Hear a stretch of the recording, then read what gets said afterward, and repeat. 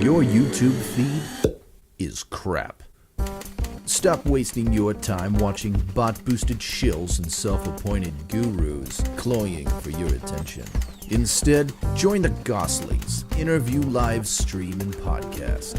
The Goslings, a dark-lit digital speakeasy of free thinkers. A super chat of radical truth-seeking wizards who eat trolls for second breakfast. Topics that'll make your mama's hair stand on end. Ideas that'll make your pastor's knees knock. Guests that will illuminate the hidden chambers of your mind. And interviews that strike down the darkness. Welcome to the Goslings.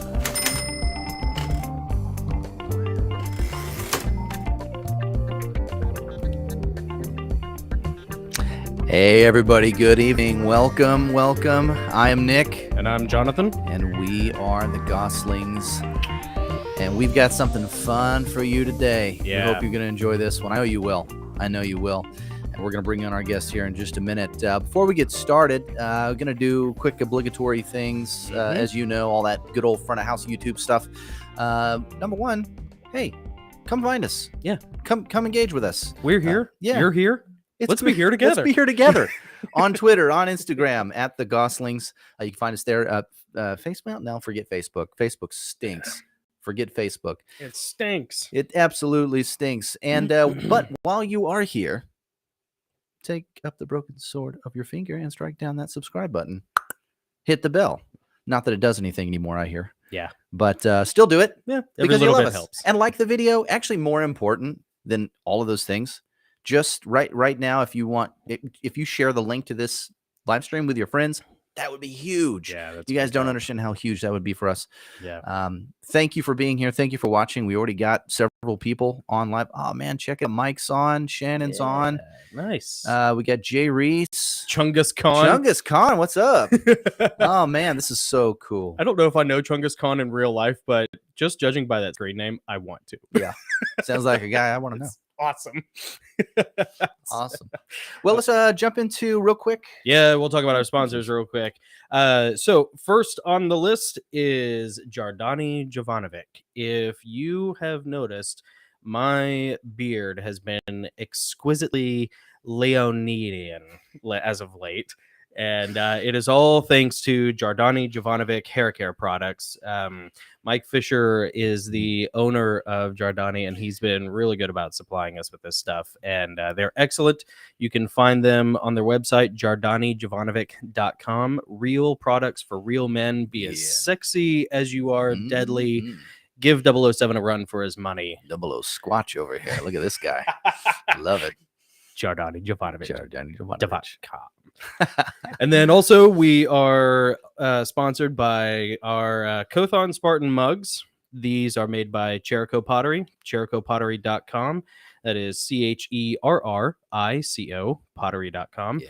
And these Kothon Spartan mugs are just one of many examples of excellent handcrafted, very unique pottery that is extremely well made, offered by Joel over at Cherico Pottery, and we are very honored to have him as another of our in-kind sponsors. Absolutely. Joel was very generous to be an in-kind sponsor for us. Thank you, Joel. Yeah. All right, so we have a very special guest today. Yeah, without further ado. I'm gonna introduce someone who, if you haven't met him yet, you're gonna be so glad that you made a little time to get to know this person. Yeah. Ladies and gentlemen, if I may, the chronicler of heavenly realms, the recanteur of the League of Travelers. Women swoon at the sound of his golden voice. They do. Men cover their inadequacies when he strides by. He is Audible's greatest secret. Yes. Peaky Blinders binges him. Many marvel at his wisdom and mirth. Yes. And great is his name among the kings of the earth.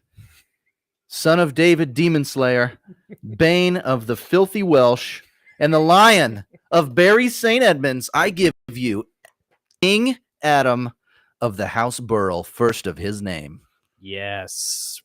Welcome. Evening. Hi, Adam. Loved the intro. Loved it. Thank you, my lord, my liege, your grace. I don't know the I think it's formality. Yeah, Grace.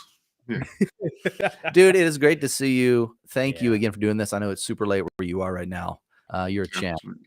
You grind it and then you stay up late to hang with us and and the people on the chat watching. So, man, Yeah. thank you. Let us, before we start throwing so many questions at you, since you're like boots on the ground in England. Yeah. I don't say the UK. I say England. England. I hope that doesn't offend you. Mother England. All right. Because UK kind of assumes that the Welsh are kind of right there with you. I know. Yeah. We can't have everything. No, that's perfect. Close, but Close. But Adam, of course, being a longtime friend of ours, and always first honorary Gosling in many ways. Yeah, first honorary Gosling. Yeah, that's true. First honorary Gosling, Yeah. and I think he was the first to do the toast with us originally. So he's going to join us again. Thank you. Yeah. Should we rock paper scissors for it? Yeah. All right. Yeah. Let's do it. Let's do it. 1, 2, 3, shoot. Yeah, nice. Dang it! I go first this time. That's 2 in a row. That's that I've 2 in a won. row. And I actually watched the last time we did it, and I was studying, thinking, okay, what's he going to do next time? I'm going with rock. Yeah. And Here we are. Well, I always probably am inclined to go with scissors because that's something that cuts. So it's like a sword. Yeah. So, Yeah. Yeah. You're. Yeah. All right. So Read you my want me to lead it? psychology. Am I leading? No, Is that I'll what- lead. Okay. I'll lead. Oh, okay. All right. All right. Lift up any libations that you might have and join us in our toast. Here we go. Take up the broken sword of your father. And strike down the darkness. Cheers. Cheers. To Adam. To Adam. So, Adam, where exactly do you fall in the line of succession now that the Queen has passed? I'm way up there as something like, I don't know, 60 millionth. There are that many people on that island? Come on. We were joking before we went on. It's like, I went ahead and sent my resume to Buckingham. I just, figured Well, yeah. Right? they're taking applications right now, so I Yeah. Yeah. filled one out. Adam, I think I'm a Scottish laird now. Does that count? Yep. Yep. You do a Nice. much better job than Charles. Oh, yes. Yes. I will just get in and then immediately have Adam as my Winston Churchill, all We will fireside fight chats. We will fight them all.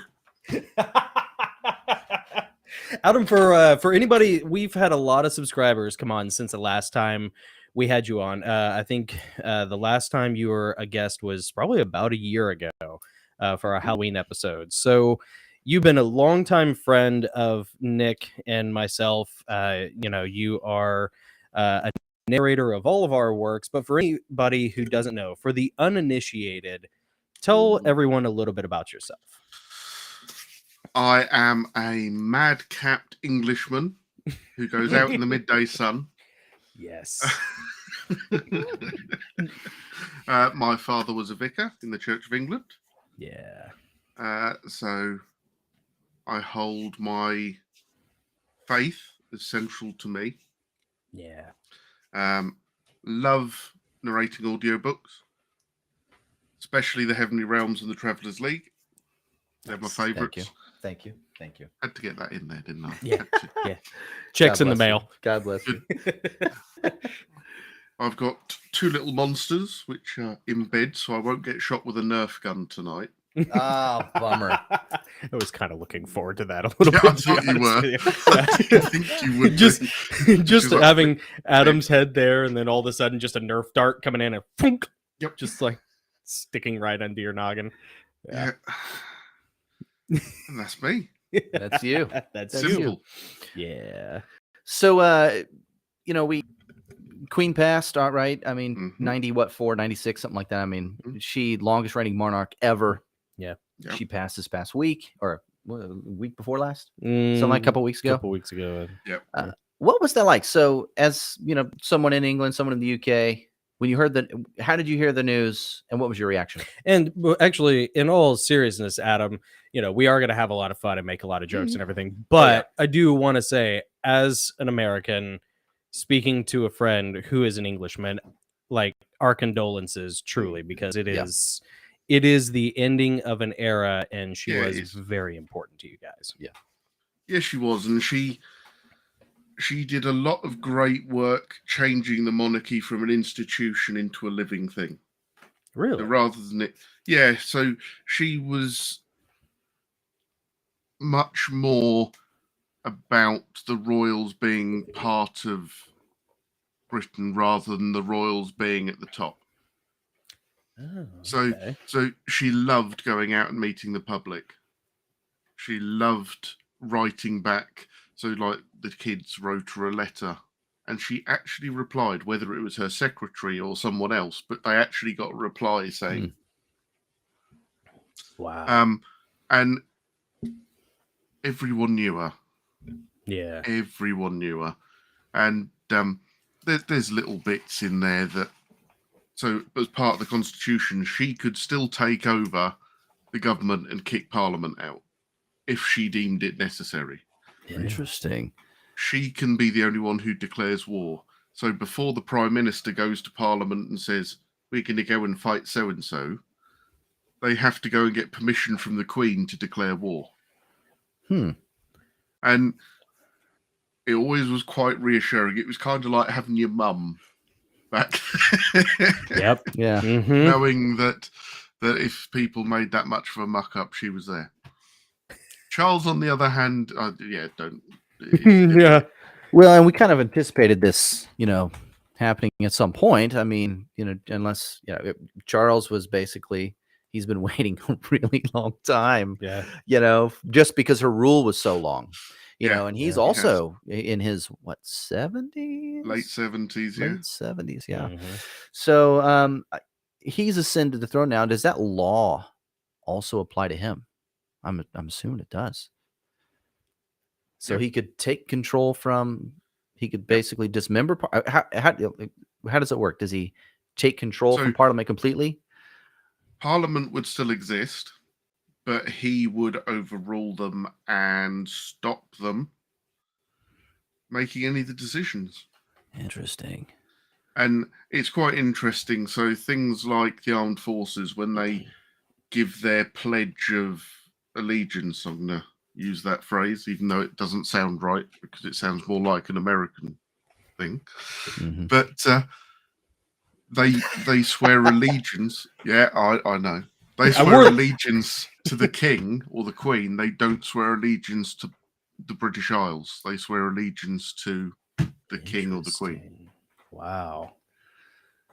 Yeah, well, that's interesting because I always heard the phrase. That makes total sense now because you would hear the queen referred to as my government. She would call it my government, speaking in a way that made it sound like it, she had ownership over the government and she would choose a prime minister. It's interesting you say that because if we vote for a prime minister, he has to go and see the queen and the queen has to say, yes, I'll allow you to be prime minister. Wow. And didn't that just happen? Wasn't there it was the a last lady? thing she did. She approved a prime minister. The last thing she did the day before she died. No kidding. Wow. Interesting. So how does it work? So she approved this. So everyone voted for prime minister, and then the queen approved her, and then passed. Does that put in jeopardy in any way that prime minister's station? No. Okay, so they're in. No. As long as that rubber stamps happen, she's in. Liz Truss, Genghis Khan. That's Liz the Truss. one. All right, I think Genghis Khan is. He's got some. Is he Irish? Genghis, are you? He said Sláinte, which hey, appreciate that Sláinte. I'm Scotch Irish myself. So Liz Truss, yeah. So now that Charles is in power, is on the throne, can he remove a prime minister? Yes. They have to have broken laws of the Constitution. Okay. But they are allowed to, yes. So he can't just do it by executive fiat. He has to have an actual quantifiable reason. Yes. He'd do it like our, He'd do it like our overlord. He'd drum up some charges. On some trumped up Well, charges. Yeah, and Well, whatever one, the one thinks that yes, it's jolly good, and yes. In case, for all of our blind listeners out there, in case you are not aware, Adam is an excellent audiobook narrator for a number of reasons, not the least of which is his mastery of accents and impressions, and the facial expression of your King Charles impression, 100%. Adam, that's is so bloody good work. very good. Yeah, and there's a interview that we did with you a while back where you went through like 20 different accent. We say accents, but dialects. Yep. Well, and like half a dozen of them at least were British in nature. Yeah, Yeah. It was so good. Well, we might ask you to give us a taste of that later. I love Adam's voice so much.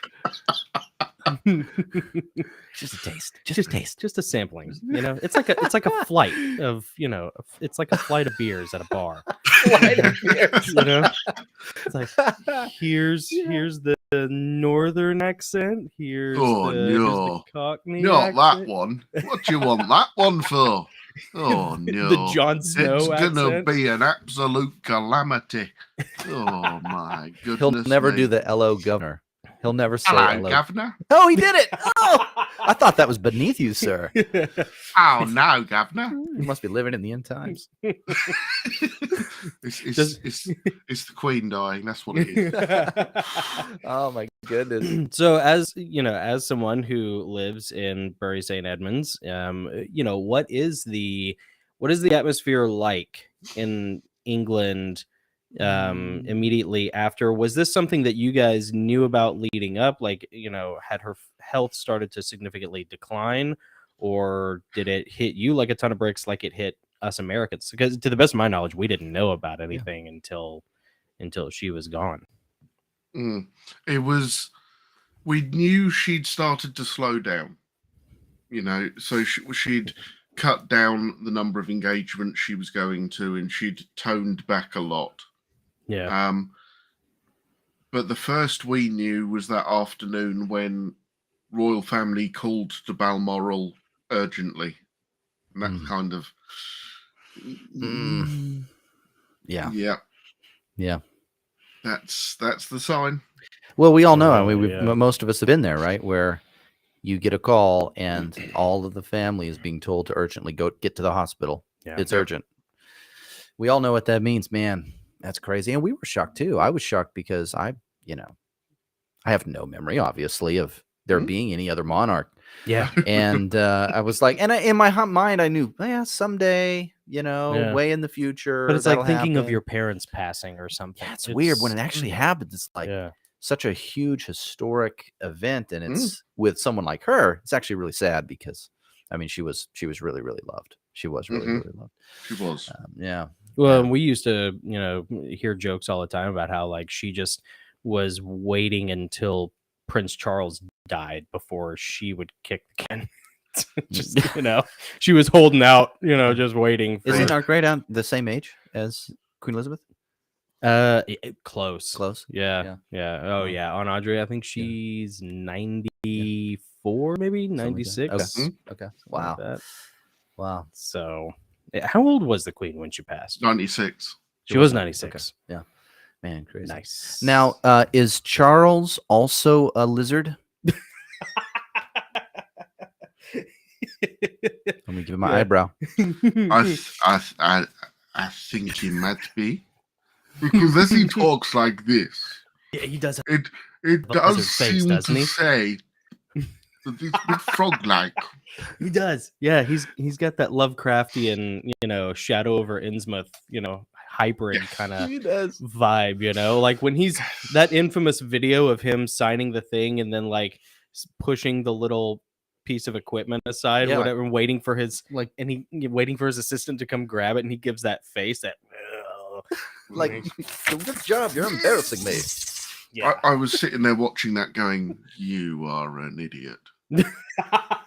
Would the Queen have ever done anything like that? Not with that No, much lack she'd of have composure. ignored it. Right. Yeah. She'd have ignored. I mean, have you seen the other one where he gets ink on his fingers? No, I've not. Got to see that. He has a full-on paddy about getting ink on his fingers, Oh, No. poor baby. and I'm sat there going, Yeah. please don't give him the crown, please, please. So, Adam, for the maybe the younger people watching, younger generation, tell us why you aren't excited, and probably I'm sure a lot of people in the UK, why aren't people excited about the ascent of Charles III? Is it equitable to like Biden having the White House? Probably. Why don't people like Oof. Charles? So Why don't people like Charles? A lot of the distrust and the dislike for Charles comes from the treatment of Diana, Yeah. and the affair he had with Camilla Parker Bowles during that marriage. Who now sits on the throne next to him? Exactly. Yeah. That's part 2. Okay. Is that the horse is on the throne with him? Haven't you noticed she looks like a horse? Oh, horse! Nay, I say, horse. nay. Nay. Oh, sorry. I would not lower the tone. Horse. Horse. Horsey. Thank you. Do you think every time, Adam, how awesome would it be every time she like enters into the for lack of a better term, the throne room, wherever it is that they go to present themselves, that there's somebody in the background with a pair of coconuts? Do you get shot by the secret police for that? I might do, but it'd be worth it. It might be worth it, right? Just take one for the team. Monty Somebody. Python, here we come. It's a cultural reference. Like, can they really, Exactly. Yeah. Jeez. It's not like they were French. Yeah, and with I don't know if you're even allowed to say this, but there was a lot of speculation when Princess Di died in that car wreck.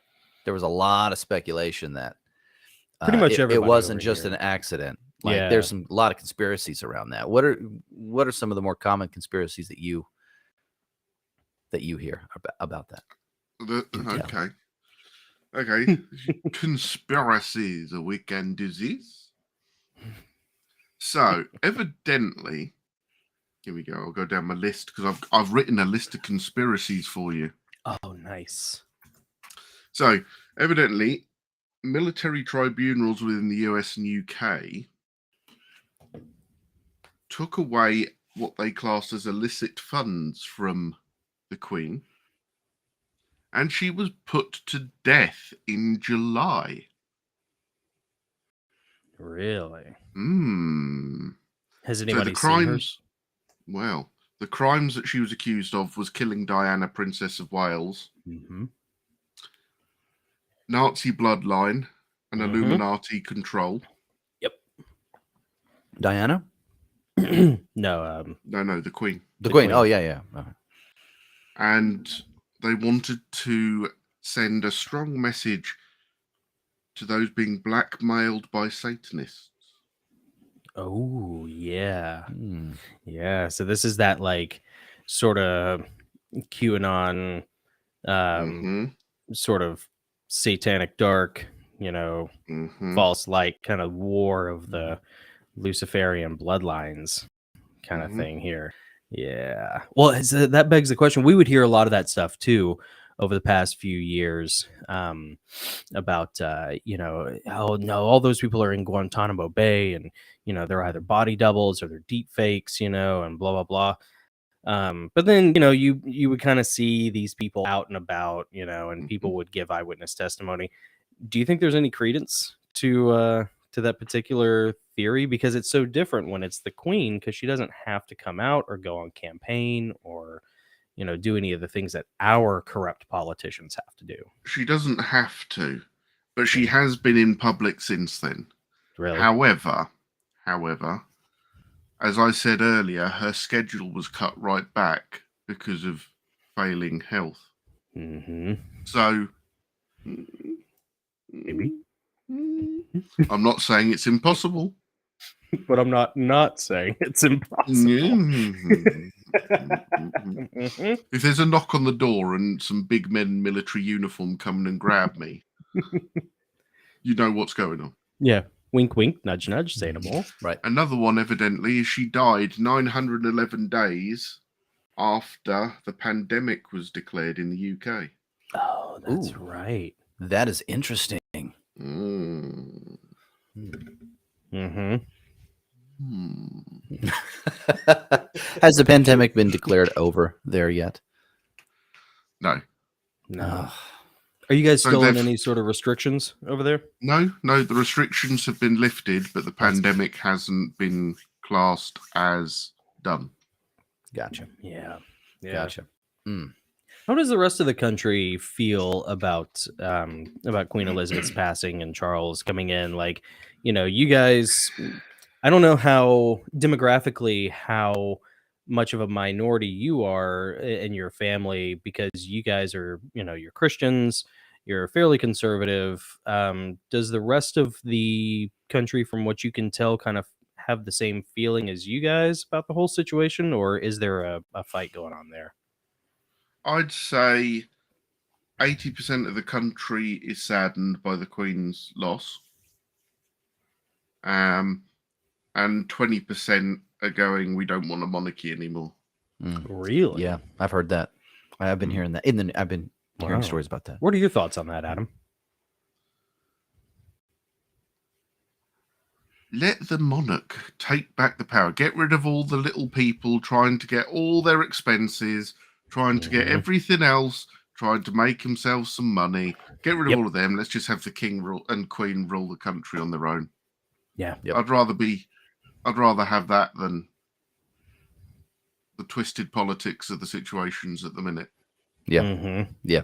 Although it is hilarious watching Parliament when they get into fights, because they will actually fight. I love Parliament debates. brilliant. I wish our They Congress was as yell cool. at each other. The only problem is you've lost the biggest one to laugh at, and that's Boris Johnson. Right. Well, yes, but I want my toys. Where are my toys? I want to throw them out of my pram, and I want to have a drink. Yes, that's what I want.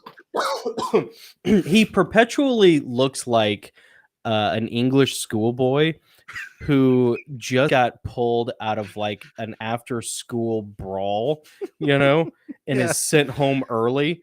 Like his hair is always, It's and always like that. he's always disheveled. He looks like he just got finished, like, fighting some kids over, over some cigarettes in the by the swings or something, I'd love to trade. You know what we should do? We should get an image of Trump and an image of Boris Johnson and switch their hair, swap the hair. Just swap the hair. Yeah, they are kind of like brothers from another follicle. Yeah. Yeah, they are. Yeah. See, I think Boris was very much like Winston Churchill in some ways. So Churchill was fantastic during the Second World War. Yeah. He was exactly what the country needed. He was exactly that, no, we're going to go and do this. We're going to make the decisions. We're going to push it. We're going to do the plans. We're going to follow it. Yeah. But when he then came into power in the 50s after the war had ended, he was awful. Because he didn't have that pinpoint drive and focus. Oh, yeah. He'd gone from, I'm going to solve this situation and this is where my focus is, to, I need to figure out how to sort the economy out, and this and this and this and this. And this. You needed a Chamberlain type prime minister after the war in times of peace. But he was awesome for when he was needed. Yeah. And I say the same about Boris. He was great when we were sorting out Brexit. He was great at getting things like the country set up and moving forward through the pandemic. Notice I say pandemic. I don't mention anything. Thank you. No problem. But when that died down and the need for focused decisions went, he fell over. Yeah. So I liken him to Mr. Churchill. He was very good at the bits he needed. Mm. But, Genghis Khan. Yeah. English royalty and all the others are all related. So it's all probably the same rank, to be fair. Yeah, Jay Reese actually has a great question that was going to be my follow-up question to that. What do you think about Brexit, Adam? You could defer. No. Economically, Brexit has been a hard punch. Right. However, to have control of our borders back, to have control of our court system back, and to have control of our laws more than anything is worth it.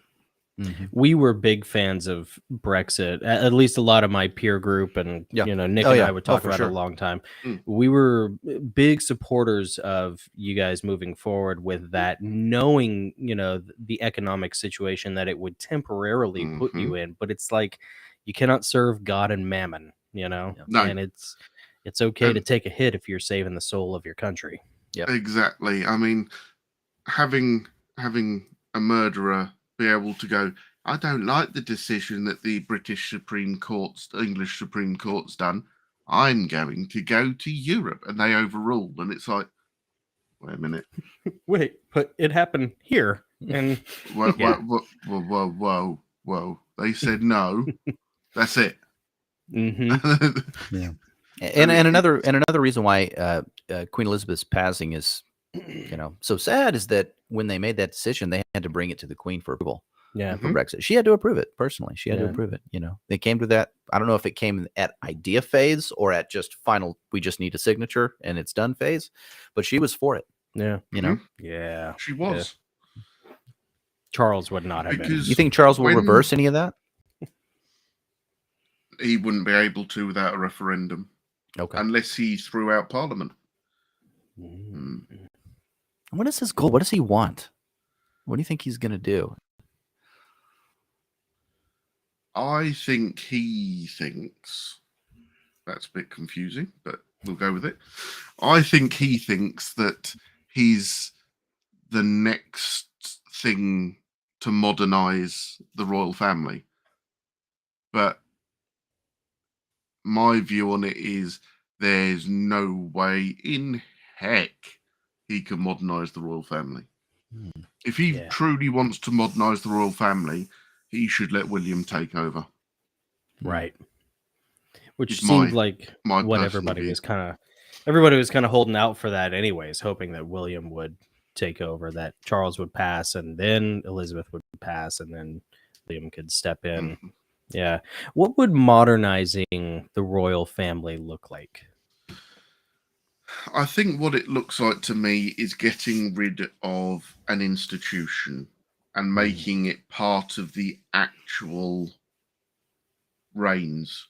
So they do a lot. So every day, for example, they sign off anything that's been passed into law.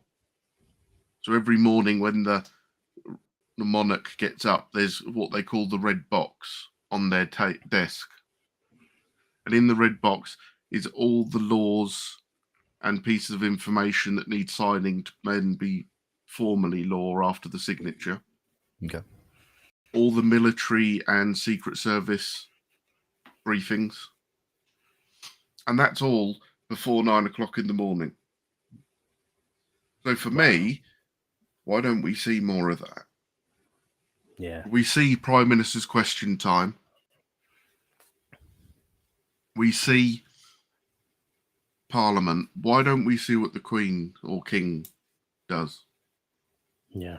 So for me, them coming out through the door more than just as I'm the Queen doing a royal visit would be modernizing it. And I'm loath to say it, but I don't think social media is the right one, but even having more of a presence in the public eye rather than just when they put the hat on and come out the door. Yeah, that was going to be. You kind of read my mind. Adam's very good. By the way, if you're an author looking for a narrator, you cannot do better than Adam Burrell, because he will, just like now, get into your brain Yeah. and anticipate all the things that you would want to ask. I was going to ask you, like, does that look, if William or even Henry took over, or Harry took over, would it change into more of a modernized millennial-esque, social media kind of thing? Because Obama kind of did that when he first became president. He was on Twitter, and he was conducting a lot more interviews, and he was, kind of more accessible like that. I think William would be. Yeah. I think William would be. Harry, well, as far as I'm concerned, you can keep him. Well, that's right. Yeah, we got him now. Yeah. Yeah. You And tell us why. And tell us why. The damage he did to his brother, to the royal family, not necessarily in the UK, because in the UK we all very much sided with the royal family over the whole things like the Oprah interview and all of that. But Harry made decisions.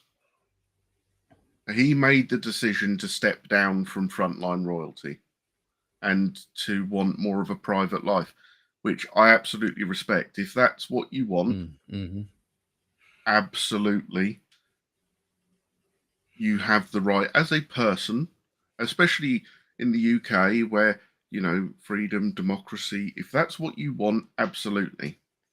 But then don't sit there crying that, oh, no one's paying for my protection anymore, and no one's paying for this anymore, and I don't get an allowance for this anymore. And right, I'm going to write a book. Meghan won't shut up. I'm going to write a book about all the things that everyone's done that I don't like, and then see what you like about it. And he's always been the petulant schoolboy. Really? He's always been the younger brother. And it just kind of, you want all the privilege, but with none of the bells and whistles that William has to deal with and Kate has to deal with. Yeah. And no. The institutional responsibility. Yeah, absolutely. Yeah. Well, America really fell in love with Harry when he was in the military, because it kind of seemed like he wasn't getting any sort of preferential treatment. He was, part of a frontline unit, if I remember correctly. And interestingly, on that, officially, they're not allowed to be in a frontline unit. So I completely agree with you at that point. Harry had my utmost respect at that point, because he actually went to his grandmother, the Queen, and asked her to overrule his commanding officers, because they wouldn't let him go over there. Wow. That's amazing. Absolutely, at that point, Harry and William were both the same in my eyes at that point. They were both serving, they were both doing their bit. But now, I just want to slap him. Just get your best fish, just Wow. And what happened there? Because that's such a beautifully English story, by the way. Like, you have one young baby brother prince who wants to go do something purposeful that everybody's gonna love. But then you have, his officers who are abiding by their structure and their rules and saying, no, we don't want this to happen because here are the rules, and, we want to protect. And then you have, the Queen who is willing to override that. That's such a beautiful story in and of itself about like the nobility of humanity, and in particular, English humanity, Yeah, Gabe Bello says Harry is like Edward from Narnia, but no positive growing story arc. He just wants his Turkish delights. Yeah, or American delights. What's your opinion of Meghan Markle? Meghan Markle, yeah. It doesn't seem like she's been well received.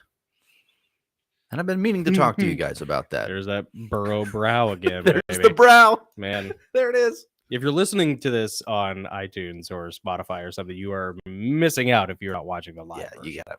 Yeah. Links in the description. I'm trying to not get you another strike with my next answer. Do it. So for me, Meghan wanted the princess fairy tale Mm-hmm. life and the princess fairy tale outcome, and her children to be princess and princes and all of this lovely little stuff. Mm-hmm. When it didn't happen, she started stamping her feet and acting like a princess. Yeah. Mm-hmm. Uh-huh. The thing is, like the Royals or don't like the Royals, they work hard. But it's a different sort of hard to how I'd understand working hard or we'd Sure. understand working hard. But they do work. As I said, Prince Charles has a briefing on his desk already for him before 9 o'clock in the morning that he has to go through and sign by 11 o'clock in the morning, so it hits the law for 12 o'clock. Wow. But as I said, it's a different sort of hard work. And the public scrutiny you get is huge. You know, you put a foot outside the door and there's someone taking a picture, isn't there? Mhm. Just like all these other celebrities, you put a foot outside a door and there's already someone there taking a picture, or a reporter with a notepad going, "Excuse me." Whereas she didn't expect that side of it. I don't think she didn't expect no, you can't wear that sort of clothing. You have to wear this because the Queen's wearing this and you can't clash. Hmm. I think bet that drove her nuts. Yeah, I bet she hated that. and that's the thing, you know, she didn't expect that Harry was dictated to as much as he was. Yeah. And, you know, being a prince in a working royal household, being a prince or a princess or whatever, comes with the responsibility, and as part of the institution, you have to toe the line. And I don't think she liked it. Do you think being so far down in the immediate line of succession made them not want to be team players? Yes. Yeah.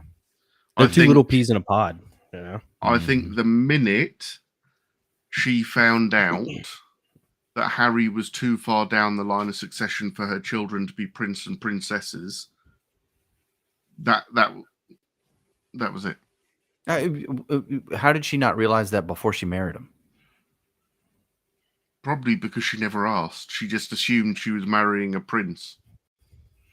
Yeah. Ah, Well, you know, when you meet on top of a rooftop bar in Hollywood or should have watched Game of wherever it Thrones was. first. Yeah, watch Game of Thrones first before you, you know. Or as Gabriel Bellow Music says, Downton Abbey. No, don't watch Downton Abbey. Don't do it. Had a Don't do it. about that. Don't Adam, do I'm Downton sorry. Abbey. I love Downton Abbey. You know this. Adam, elucidate your contempt for Downton Abbey for anyone who may not be aware. Oh my, look, we're all going to live in a big, pretty house, and we're all going to have lots of intrigue that probably never happened, and it'll be lovely. Isn't that where Jon Snow's girlfriend got her start? The Yes. actress? Yes, Yeah. it was. Yeah. Yes. The Scottish ginger. Yeah. That's right. Yeah. That's right. Yeah, I know her whole storyline in Downton Abbey. Oh, I won't say anything. yeah. I've already emasculated myself with that comment. My apologies. Sorry. I'm a fan, folks. I don't know what to tell you. I saw the Each movie. to their own. Each to their own. That's right. I'll give you that one. No, she's Scottish, but I think, right? She's Scottish, right? Yes. Yeah. Rite, right. But then I'm trying to think, is what's her name?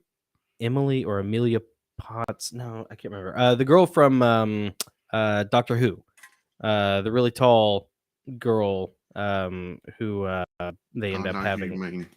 The one who she was in the later seasons. I know who you mean. I can't think of a name. Yeah, I know. Is she Scottish also? The really Yes. tall model? Oh Yes. man, see, there must be some sort of difference between their accents, because when Jon Snow's girlfriend opens her mouth, I'm just like, Mm. eject. Mm. But She's beautiful, and then the way she talks is like, yeah, oh man. that Mm-mm. Scottish accent is just it's a little rough on that. But then when the Doctor Who chick does anything, Aye. right? Yeah, Aye. yeah. I am 5'7" of smitten as a kitten. Aye. So go figure. The bloods are boiling. I'm a laird, you know. Would you like to be married to I a thought that was the stuff that Scottish came in like the laird? big bucket. Yeah, they call me Laird Christo. Show me some love, y'all. Who loves Yeah. Downton Abbey? No. Yeah, show me some love, y'all. Come on. Who loves Downton No. Abbey? Sound off in the chat. Oh no. Oh no. Don't do it. It's Don't our do it, chat. American. It's all right. You know what? fantasizing of I'm what just it- going to block the chat out with my bit of paper, Oh shoot! and it's fine. You know, there's kind of a push here in the U.S. with some of like the more trad circles to kind of do the same thing of what you're talking about, of like doing away with this intermediary Congress, you know, this intermediary representative government, because it is so corrupt, so crony, so ineffectual, so tepid. Like, I have seen a lot of my friends over the past few years, especially my Catholic friends, like just straight up say, like, I wish we had a monarchy, you know? Yeah. It's either one extreme or the other. It's like either that or they just want like pure libertarianism, you know? Yeah.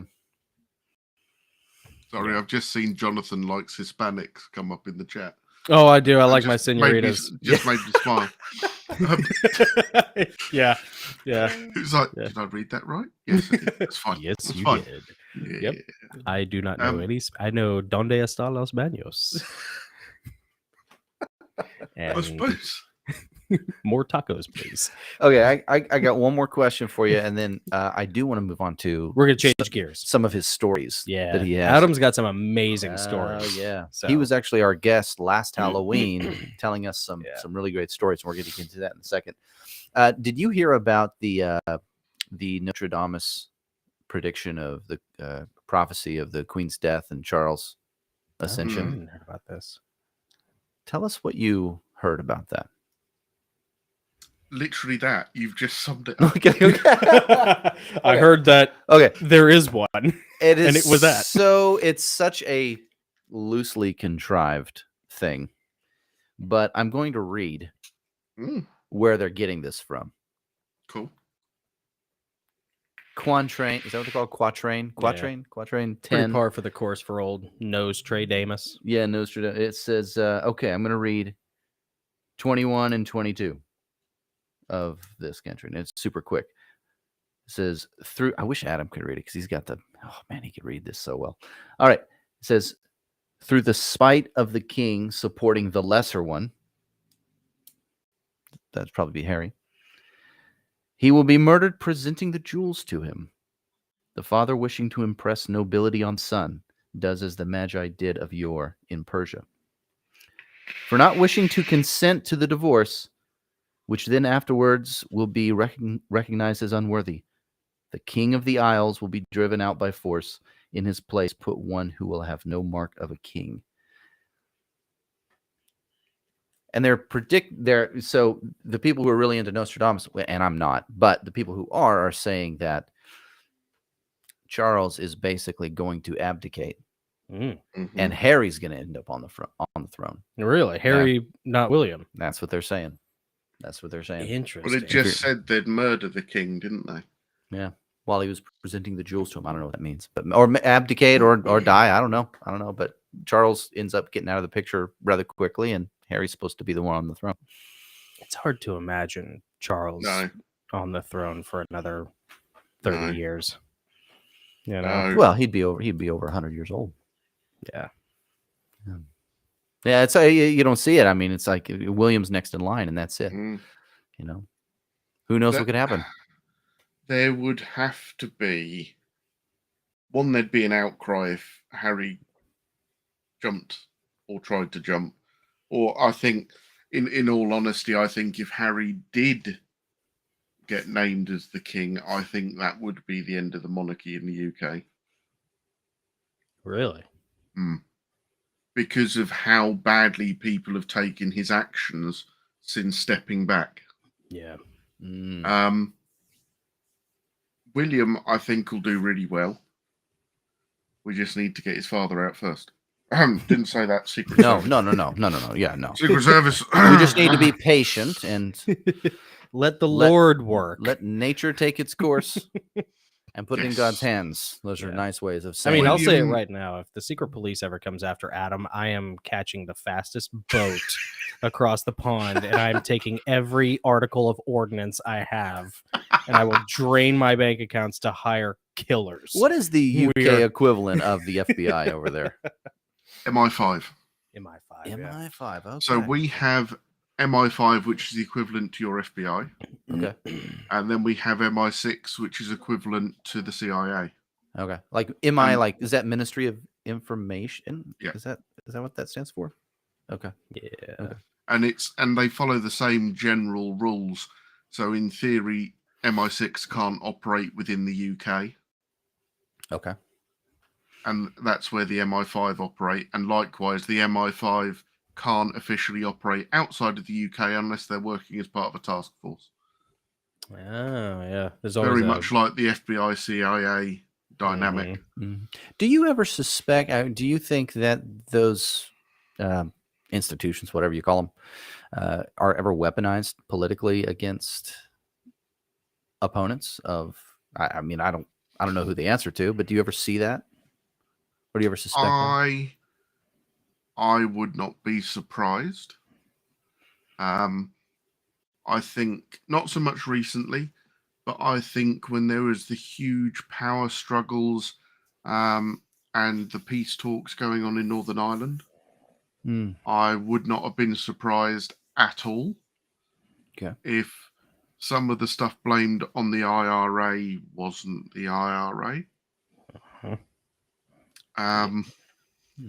It was too conveniently timed sometimes. Do I think that typical British, no, we just get the job done, dang it, do as you're told, comes into play at times? Yes. Do I think they play a game with gauntlets instead of gloves? Yes. Okay. Yeah. Yeah. I think in some ways where we look at how the FBI act and how the CIA act, I think MI5 and MI6, although much smaller operations, are a bit more cutthroat because they're less. They've got less red tape around them. Because there's no minister overseeing those two.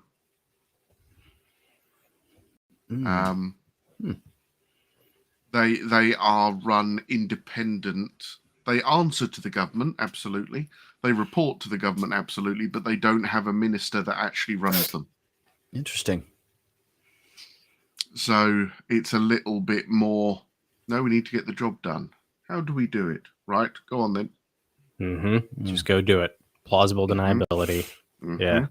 And because there's not a minister involved, as you said, it's plausible deniability.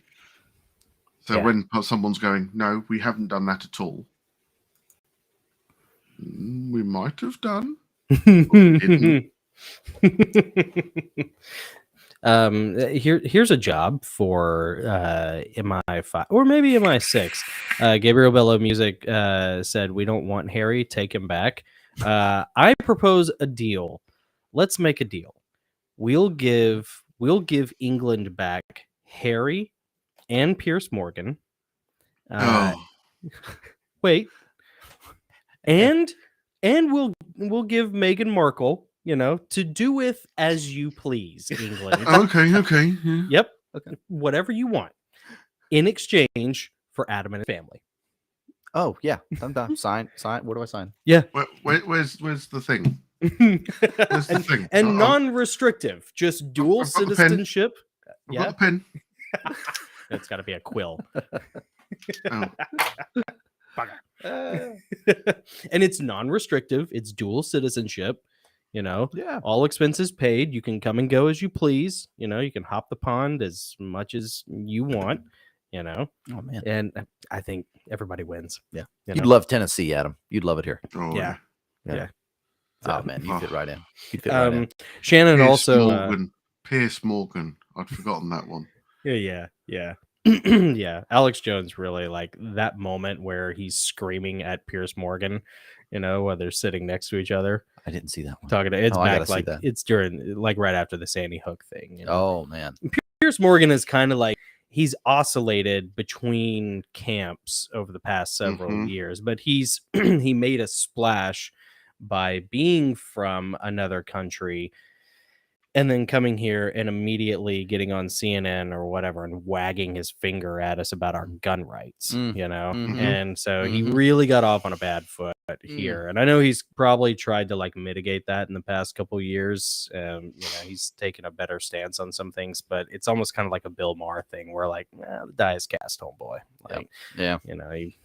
you're not getting out of that bed you made. His views are so self-serving; they will change day to day, Right. depending on where he sees views are. He Yeah. doesn't have the integrity to go, "I believe in this." And Yeah. Mm-hmm. Yeah. Mm-hmm. if he'd have come across to the US and gone, "I'm from the UK. We don't have gun rights, so I don't understand it." You Sure. guys would have probably gone, "Fair enough. I can get Yeah. where he's coming from." Yeah. Instead, he's come over there going, "You're very naughty. Don't do it. You shouldn't have a big boom stick. Mhm. It's not right." But And- think of the children. Yeah, but he's made himself look like a complete and utter dick. No other word for it. There it is. Ah. Just hit that release valve just a little bit, just a little. I'm Couldn't on have said my it better third. myself. I'm Adam. on my third, so yeah, the release valve's coming. I can. You know what? I bet getting drunk with Adam would be so much fun. Probably. I'm just gonna say it right now. Yeah. Gabriel Bello Music said that Mar is another mega grifter. Bill Maher. Yeah. And they See, Gabriel, I stopped myself using that word. But yes, he is a mega penis. Yes, he is. There we go. I've said it. mega member. It's like Mega Maid. Don't. Also, I would definitely, before we move on, Shannon had made the comment that going back to my penchant for senoritas, that I like it spicy. I do like it spicy, and I'm very, very jealous of your former Puerto Rican girlfriend, Shannon. That is on my bucket list of life to have a Puerto Rican really? girlfriend. Oh Wow. yeah. Wow. Yeah. My friend my friend Delta told me the other day, he was like, you need to just go ahead and marry a Hispanic girl because she's not going to care what you say or what you think, and she's just gonna do whatever she wants to do. I was like, yeah, that sounds fine. That checks out. Yeah, I can just be over here just going off, and she's just like, oh, that's nice, I do what I want, if you made me mad, I cut you, So anyways, apropos of nothing, but there you go. Insight into the mind of Jonathan's degeneracy. All right, let's Do we need to take a break? Do we need to go to intermission? No, we don't need an intermission. No, but I do Okay. want to change gears. And we want to hear. Adam, we should start with your dad. Tell us a little bit about your dad, and we'll take it from there. He's the crazy baby-eating Bishop of Bath and Wells.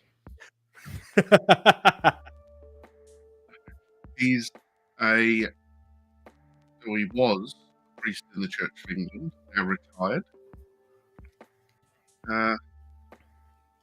Part of the music. Yeah, there's a little music there. Nick is piping in a little bit of mood music. I can turn it off though. I'm having a hard time hearing you. The mic isn't picking you up a little bit. Leaning close. How close? Open up those pipes. How close do you want me, boy? That's what I'm talking about right there. Oh, Listen to yeah. that. Okay, that's a little too close. Too close. Wait, I maybe can get closer if you want. Anyway. It's Adam's DJ side gig. That literally felt like you were behind me just now. Like the back of my neck just started buzzing when you said that. Mhm. Like, whoa, weird. All right. As Aslan has crept upon you in the shadows. The breath of Aslan on my neck. The breath of Aslan. So your dad Move it was back an a Anglican little bit. priest. There we go. Yep, that's right. All right. And what was his, what did he do anything besides priesting? Wink, wink, nudge, nudge. What? The Exorcism team. Ah, Yeah. do tell about that. Dun. So he was part of the Exorcism team for the Diocese of St. Edmundsbury and Ipswich. I have you know. Very posh title, isn't it? Mm-hmm. And he went around helping people who had the need for help. Yeah. It was interesting. He found it quite draining because he said you put yourself out there, and he says in some ways you're pushing against something you can't see, you can't hear, you can't interact with, but you know it's there. Mm-hmm. So you're pushing all the harder to make sure that that interaction between what you're asking and what you're calling for help with happens. Yeah. Did you have, and I bet he would have to be very precise in his speech whenever he would interact with any of that. Mm-hmm. Yeah. I can remember him saying there was a time he went to a house and it wasn't an aggressive spirit or anything else. It was just a feeling. You know, you walked in the door and you felt like someone was watching, and that was it. That's every room you went into, you just felt like there was another set of eyes. Mm-hmm. And he said there wasn't any malice, there wasn't any niceness about it either. It was just almost a feeling of, I'm still here, I'm still watching. Really? And he spent 2 hours with incense and holy water and everything else. And he forgot to say Amen at the end of his long spiel. Got in the car, drove away, and then he got a phone call. Doesn't feel any different. And he goes, No, because I forgot a bit. Probably said it exactly like that too. Yeah, he did. And he had to drive all the way back and do the whole thing again. Oh, He wow. hadn't closed it properly. Interesting. It was a late night for your poor dad. That's exactly why I always type the end at the end of a story. Yeah. That's exactly why. Yep. Yeah. This is where it ends. Keeps You all the close it. There's no more.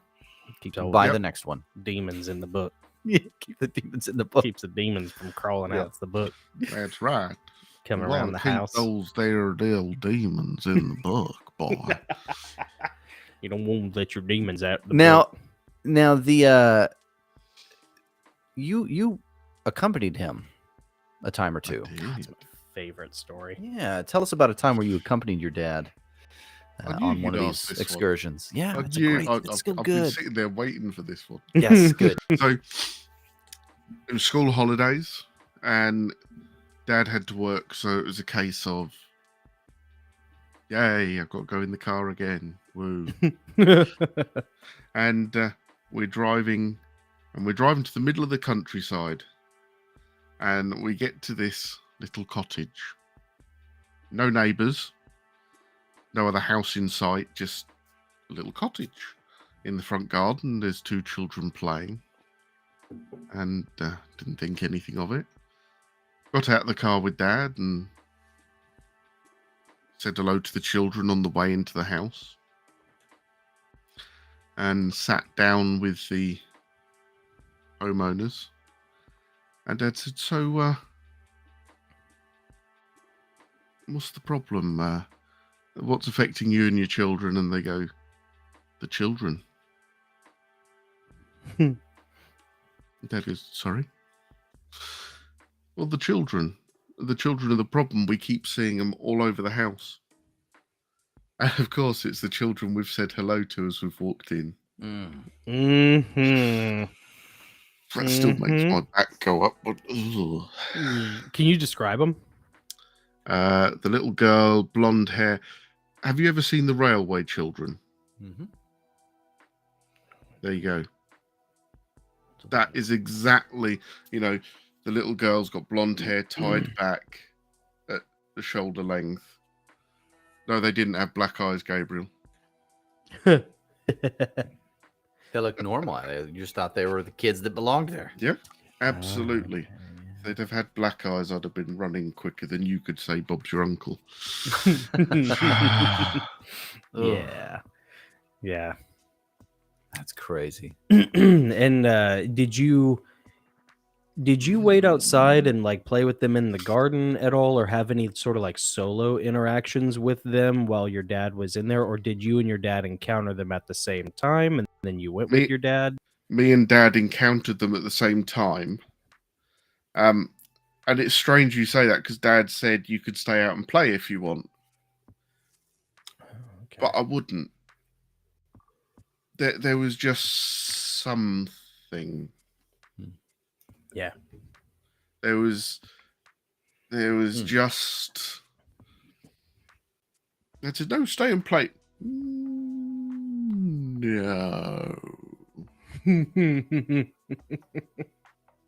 No. And it wasn't that they were mean or anything else. They'd said hello back to us. It was just a feeling on the edge of perception that, that no, stay with Dad. Yeah. Did they look? Was there anything about them that seemed off, or did they just look like normal children and you just kind of had a weird feeling? For me, they looked pale. Oh, okay. So you know how you see some pictures of people who've been in a cellar for 10 years or something like that, and how they've got that real shallow, sunken, almost shadowy. You see the shadows under their skin. That's how they seemed. Wow. Yeah. That's creepy. I've heard that demons try to mess with exorcists. Did you ever experience anything like that? Yeah, Shannon had a good question about that. She asked if, she's heard that demons try to mess with exorcists. Did you ever experience anything like that? Was there any sort of backlash or rubber band effect?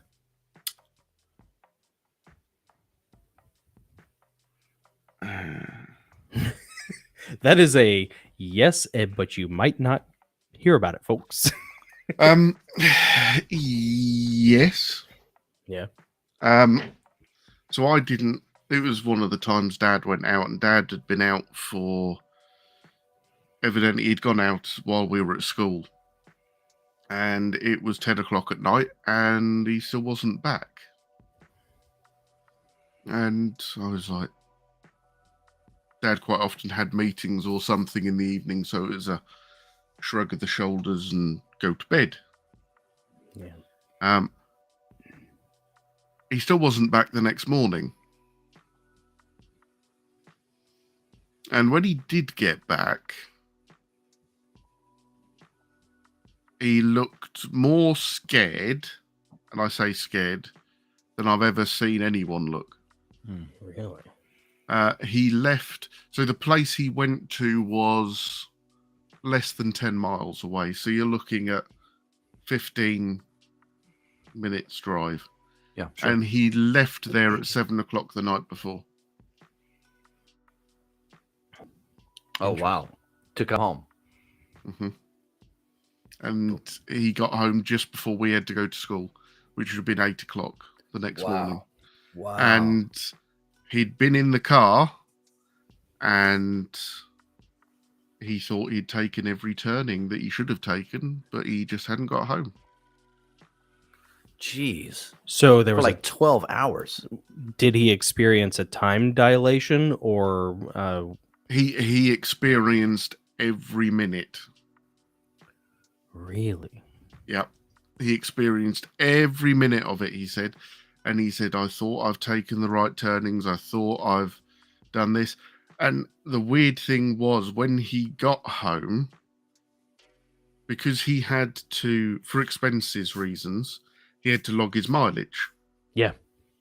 So when he got home, he'd only done 10 miles. Whoa. Wow. Oh, man. Dude. That's crazy. Yeah. So what do you think happened? Do you think he had some sort of a blackout? Do you think that, he was lost in a vortex? Like, he thinks it was a blackout. yeah. He said he thinks he blacked out and be it a dream, I'll say dream with little bunny ears, or an influence made him think he was driving that whole time. Wow. And what was do you remember any details from the visit that he was making? He said that he wouldn't tell us much because he was worried that because it had affected him outside of the place, he was worried if we knew details it could follow. Sure. But he said it was where a lady was constantly falling over, but the doctors said there was nothing wrong with her. And the husband was being investigated for beating his wife because she kept going to the hospital with various falls and bruises and everything else. And the wife called him in, not the husband. The wife called him in because she was adamant her husband wasn't doing anything. Yeah. But that's as much as Dad would tell me, because he said, if it can do that to me on the way home, after I've thrown it out of somewhere, I'm not giving it any way to purchase on anything else. Yeah. There was another one that did follow him home. And it actually woke us all up when he got home. What? It woke us up when we got home. It was like a crash of thunder when he opened the front door. Whoa. And we woke up and went downstairs and we got told to sit in his study. But I don't want to sit in your study, Daddy. There's incense everywhere. I know. Just stay in the study. Does your dad have that same sort of commanding When he presence? needs to. Yeah. Yep. Yeah. And he was on the phone, but it was one of those old phones that was wired and on the wall in the kitchen. Good old He was days, yeah. marching up and down. Yeah. And I was trying to listen. And he was muttering under his breath. And about an hour later, 2 more cars turned up at the house. And I'm going, ooh, that's Daddy's boss. And it was the Archdeacon, so Dad's immediate superior, and another member of the Exorcism team. And they had to go through the whole of our house and bless it. And then I had I was asked to take communion and to have a blessing from the archdeacon, as was my brother and as was my mum. Wow. Wow. And that's such a high intensity emotional situation that a lot of people don't.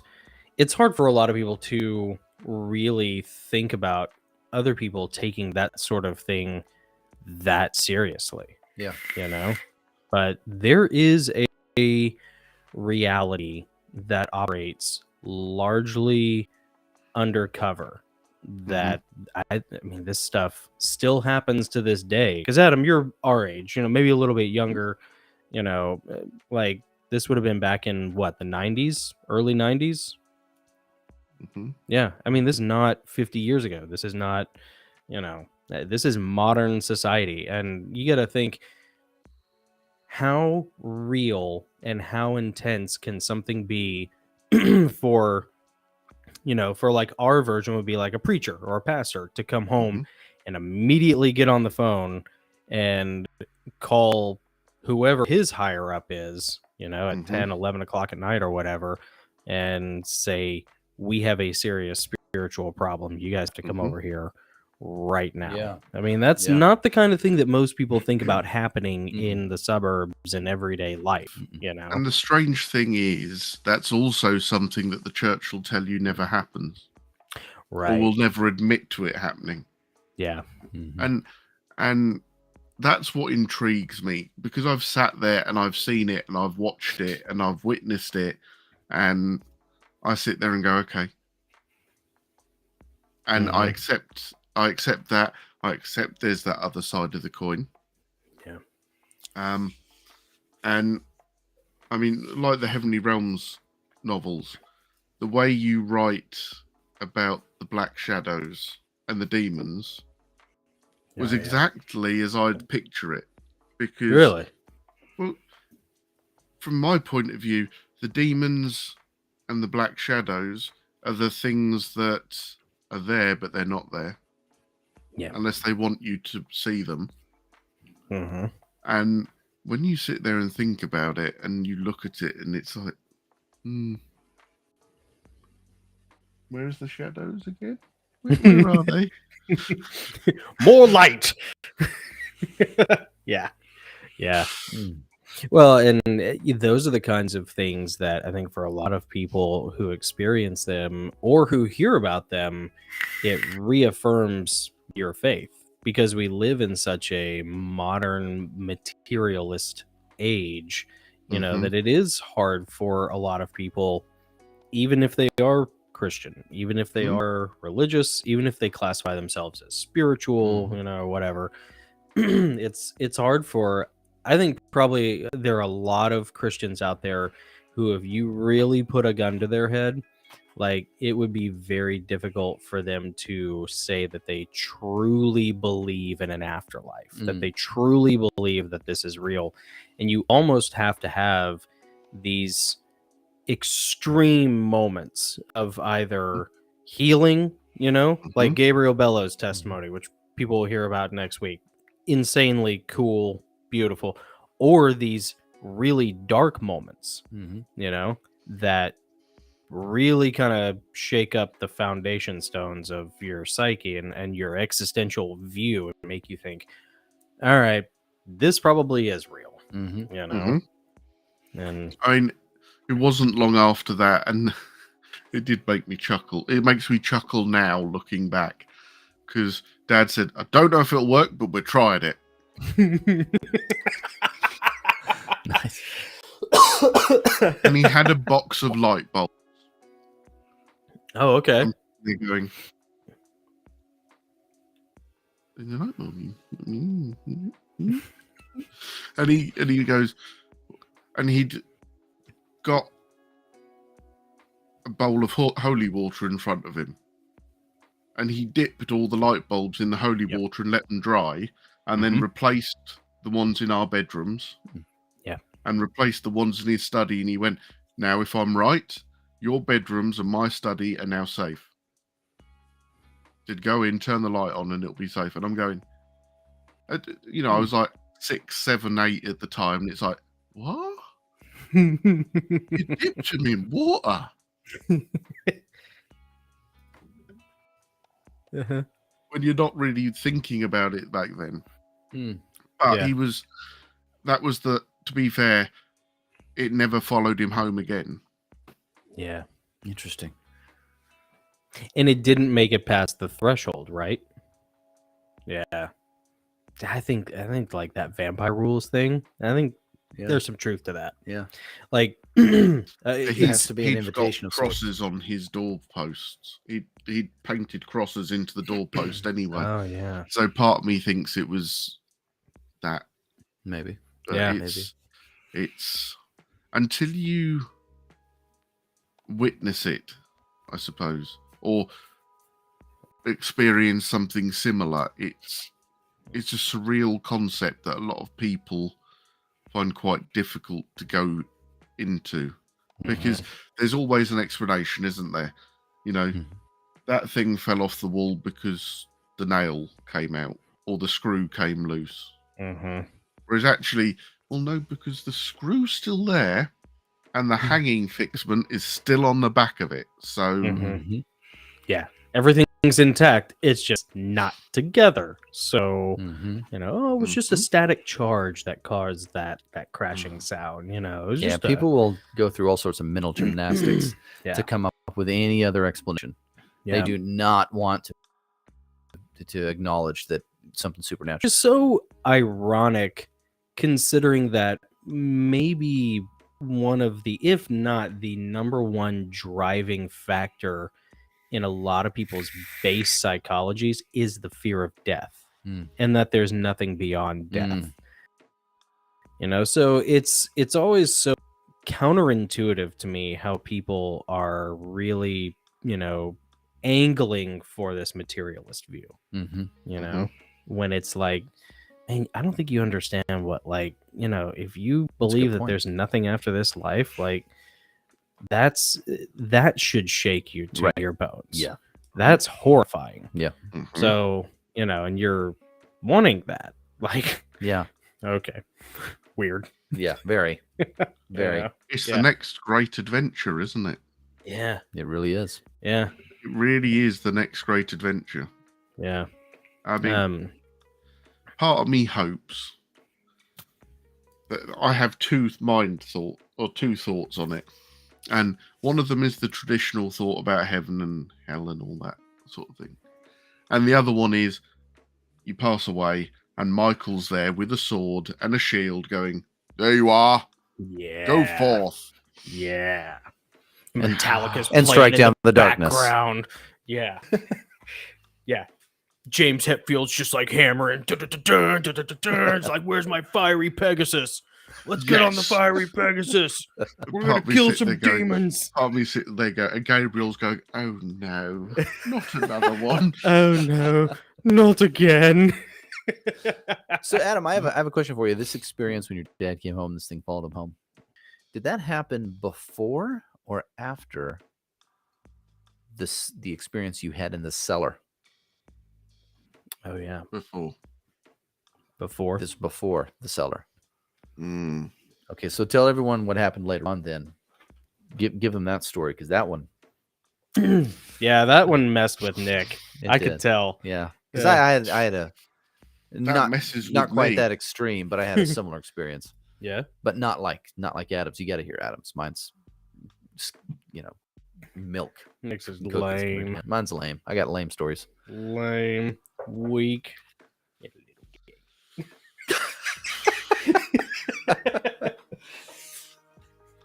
Just before I do, Gabriel Bello, incense is used as a purification. Yeah.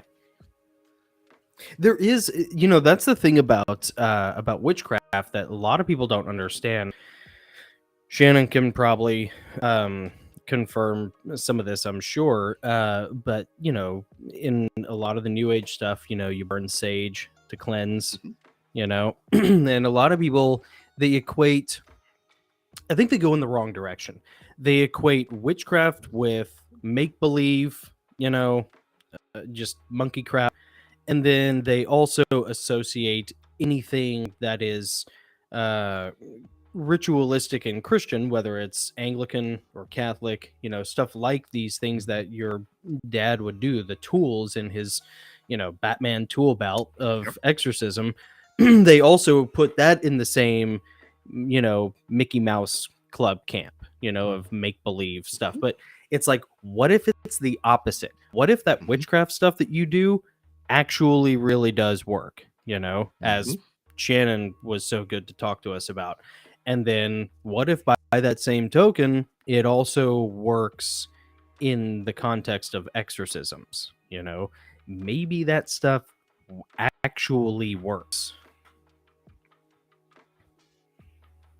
I don't know. I think you're right. If you think about it, the church or Christianity, let's say, Christianity has only been around for what, 2,000 years. Mm-hmm. And those entities, demonic, just past life, all of that would have still been on this planet, would have still been doing whatever they did before Christianity came up. Mm-hmm. And people will have found ways to deal with them, be that through luck or judgment or knowledge of herbs, because people might have gone, sage is good as a purifier for wounds, so why don't we burn it and see if it purifies an area? I don't know how it came about, that's just pure speculation, but people will have had to have found ways to deal with things before Christianity came up, before the Catholic Church, before exorcisms, before all of that. People will have found, just like before medicine, you'd have had the ladies in the village go, oh, go and take this and you'll be fine in a day. It's the same sort of thing, isn't it? And as you said, Jonathan, that sage works. And so they view it wrong. The church is built on knowledge rather than taken away from knowledge. Oh yeah, that's a good point. Yeah, because it's all well and good. It's all well and good. It's like if you start a new business, you're not going to start a new business that does the same thing as John down the road without seeing what John does to see what works. Mm-hmm. And I don't mean faith is a business or anything like that, but if they're starting to have to deal with these problems, then of course they're going to look at how they've been dealt with before, aren't they? Yeah. And as you said, sage, which they use in witchcraft, and and holy water. That's an interesting point. Well, and there's for any biblical purists out there, there is context for that with the smearing of the lamb's blood over the mantle, over the door. Mm-hmm. So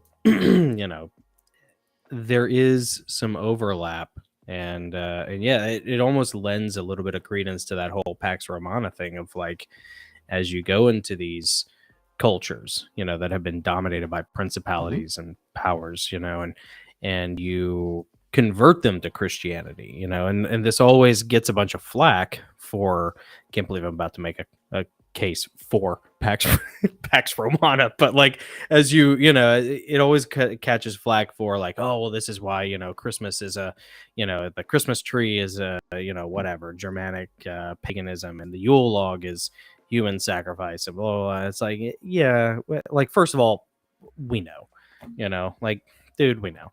And then, but the other thing is like, maybe like when those priests went into those foreign camps, they found some things that actually did work, that they could correspond with biblical principles that I don't know, I'm not willing to plant my flag on that hill, but it's something to think about.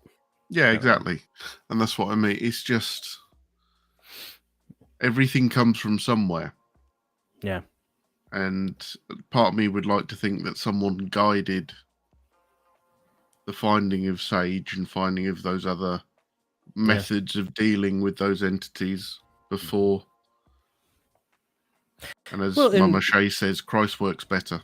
Yeah, I was Yep. just about to mention that comment, and she says, but the sage did work for me.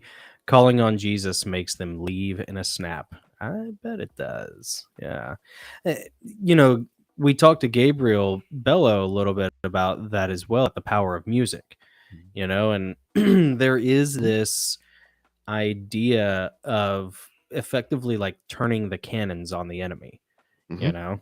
that like no weapon formed against me may prosper, but also like maybe it's possible to like take the weapons from the enemy and use it against them, Possibly. maybe.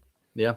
So not without its Boy, hazards. you'll never hear anyone in church even Broach that topic. Yeah, broach the topic, make that, and not even making a statement, just wonder that out loud. Mm-hmm. This is hey man, this is a dark lit digital speakeasy. Yes, know what I it mean? is. Yeah. That's what this is all about. We want to explore and know the truth. Yeah. We know who the truth is. Yeah. But there's a lot of weird stuff going on right now. Deliverance ministry in America, deliverance ministry, exorcisms, Mm-hmm. that is on the rise big time right now. Yeah. Man, it's on the rise. Yeah. Deliverance ministers are popping up all over the place. And some of them are a little more formulaic as to how they approach their work. And others are a little more old school. Some are just, there are deliverance ministries that aren't even Christian based that are on the rise. Yeah. Mhm. Just because people are, and I would not recommend going to any of those, by the way. If you need help, find a Christian deliverance minister. But people are experiencing all kinds of crazy stuff they can't explain. They know they're not crazy. Mm-hmm. They know there's no scientific explanation. Yeah.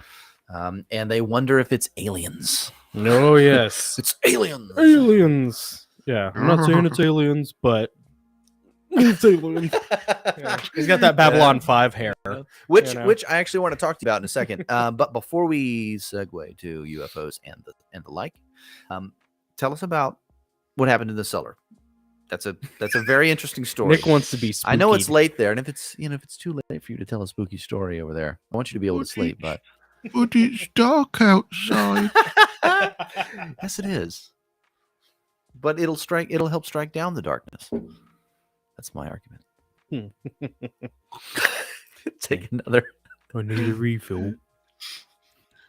It's all right. I've got the bottle.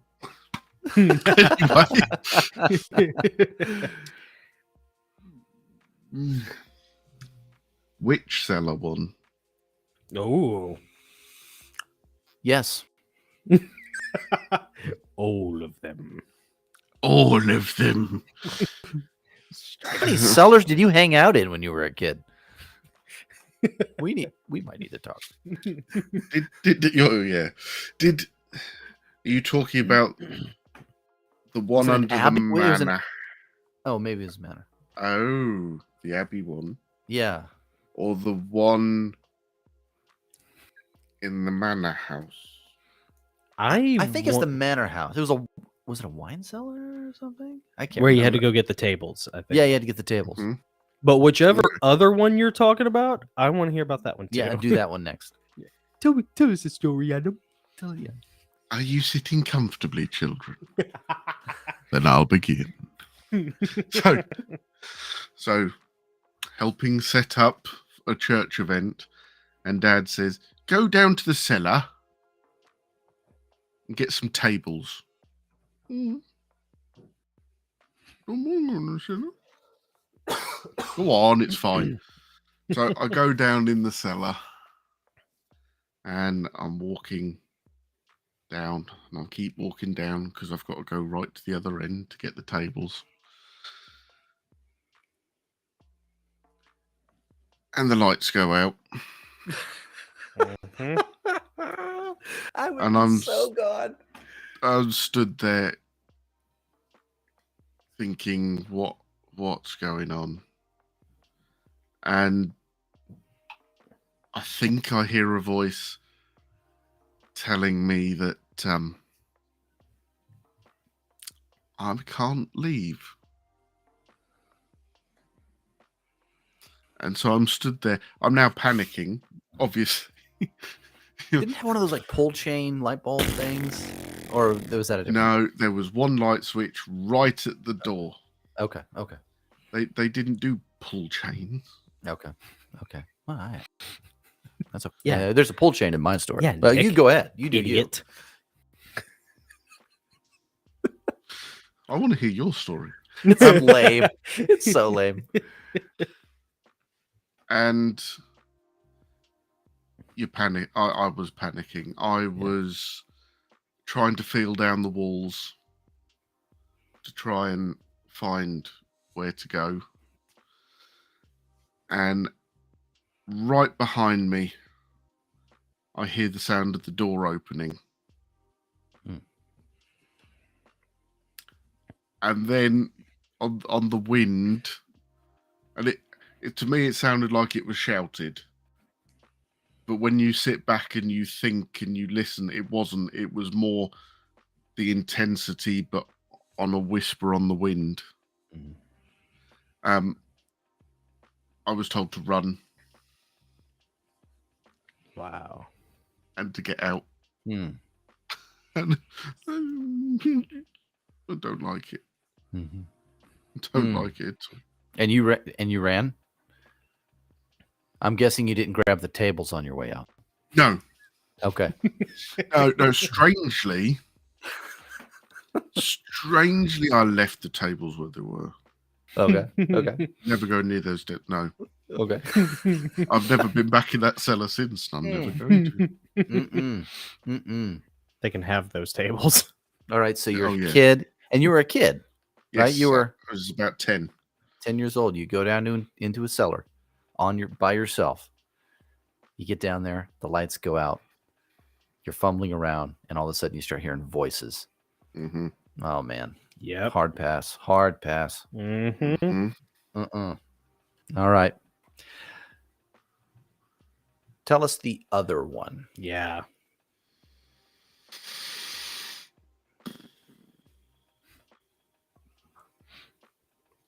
Okay. So, the other cellar story. One of Dad's churches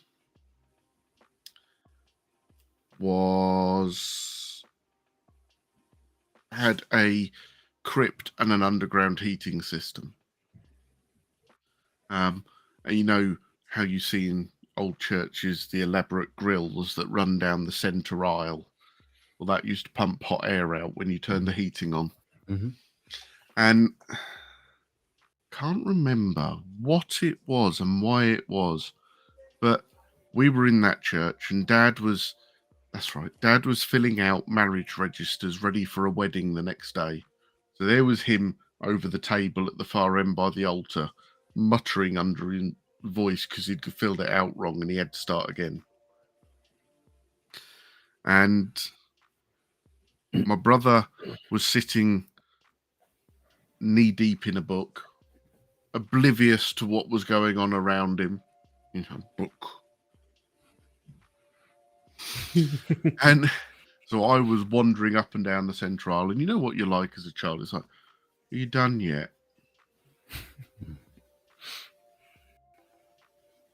How about now? Yeah. Are we there yet? And I heard someone asking for help. And I looked round and looked at my brother, and it's like, no, it's not him. Turned around, looked at Dad, and it's like, well, he wouldn't ask for help. He's filling out a bookie thing. So I ignored it. Just thought, you're hearing things, Adam. And I'm wandering up and down and up and down. And then I heard a call for help again. But this time, I felt my foot vibrate. And it was on one of the grills to the underground heating system. Mm. So I went out of the church, walked around the outside of the church, just like this, with the head movement and everything. and went down the steps to the underground heating system, thinking that it might be a nice idea to tell Dad I was going down there. Yeah, Maybe. after a voice crying for help. You know. Yeah. But instead, and I went in, and it was really bizarre because you had huge, and I'm talking about sort of like 11-inch diameter pipes Mm-hmm. Yep. filled with hot water that ran under all these heating vents. Mm-hmm. And I'm walking around, and I hear help again. Hmm. And it's calling from the top at the chancel, so where Dad would be sitting.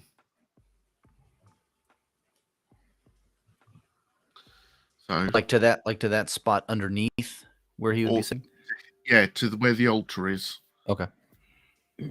And I carry on walking, dodging pipes, thinking, really should have told Dad I was down here.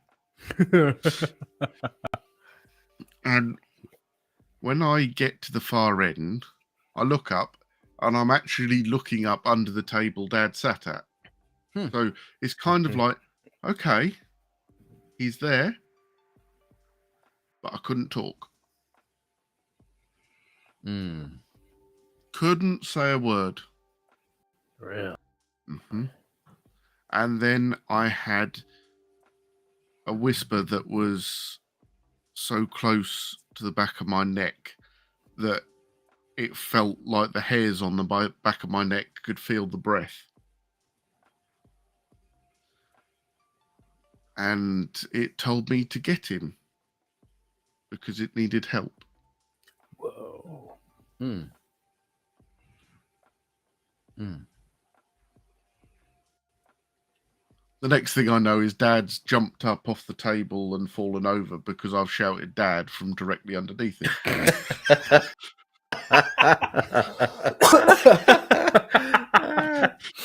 Your poor dad.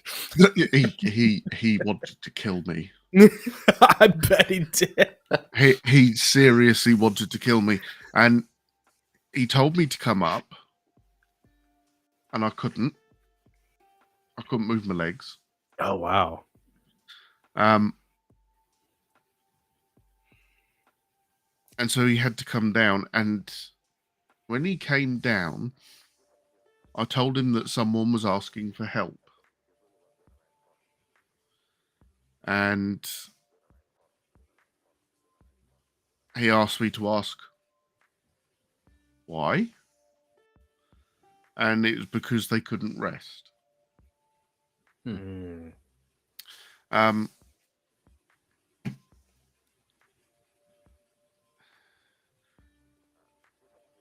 And after a couple more questions, Dad carried me out of the cellar because I still couldn't walk. But when we got out, he went and checked something. And there was a big gangster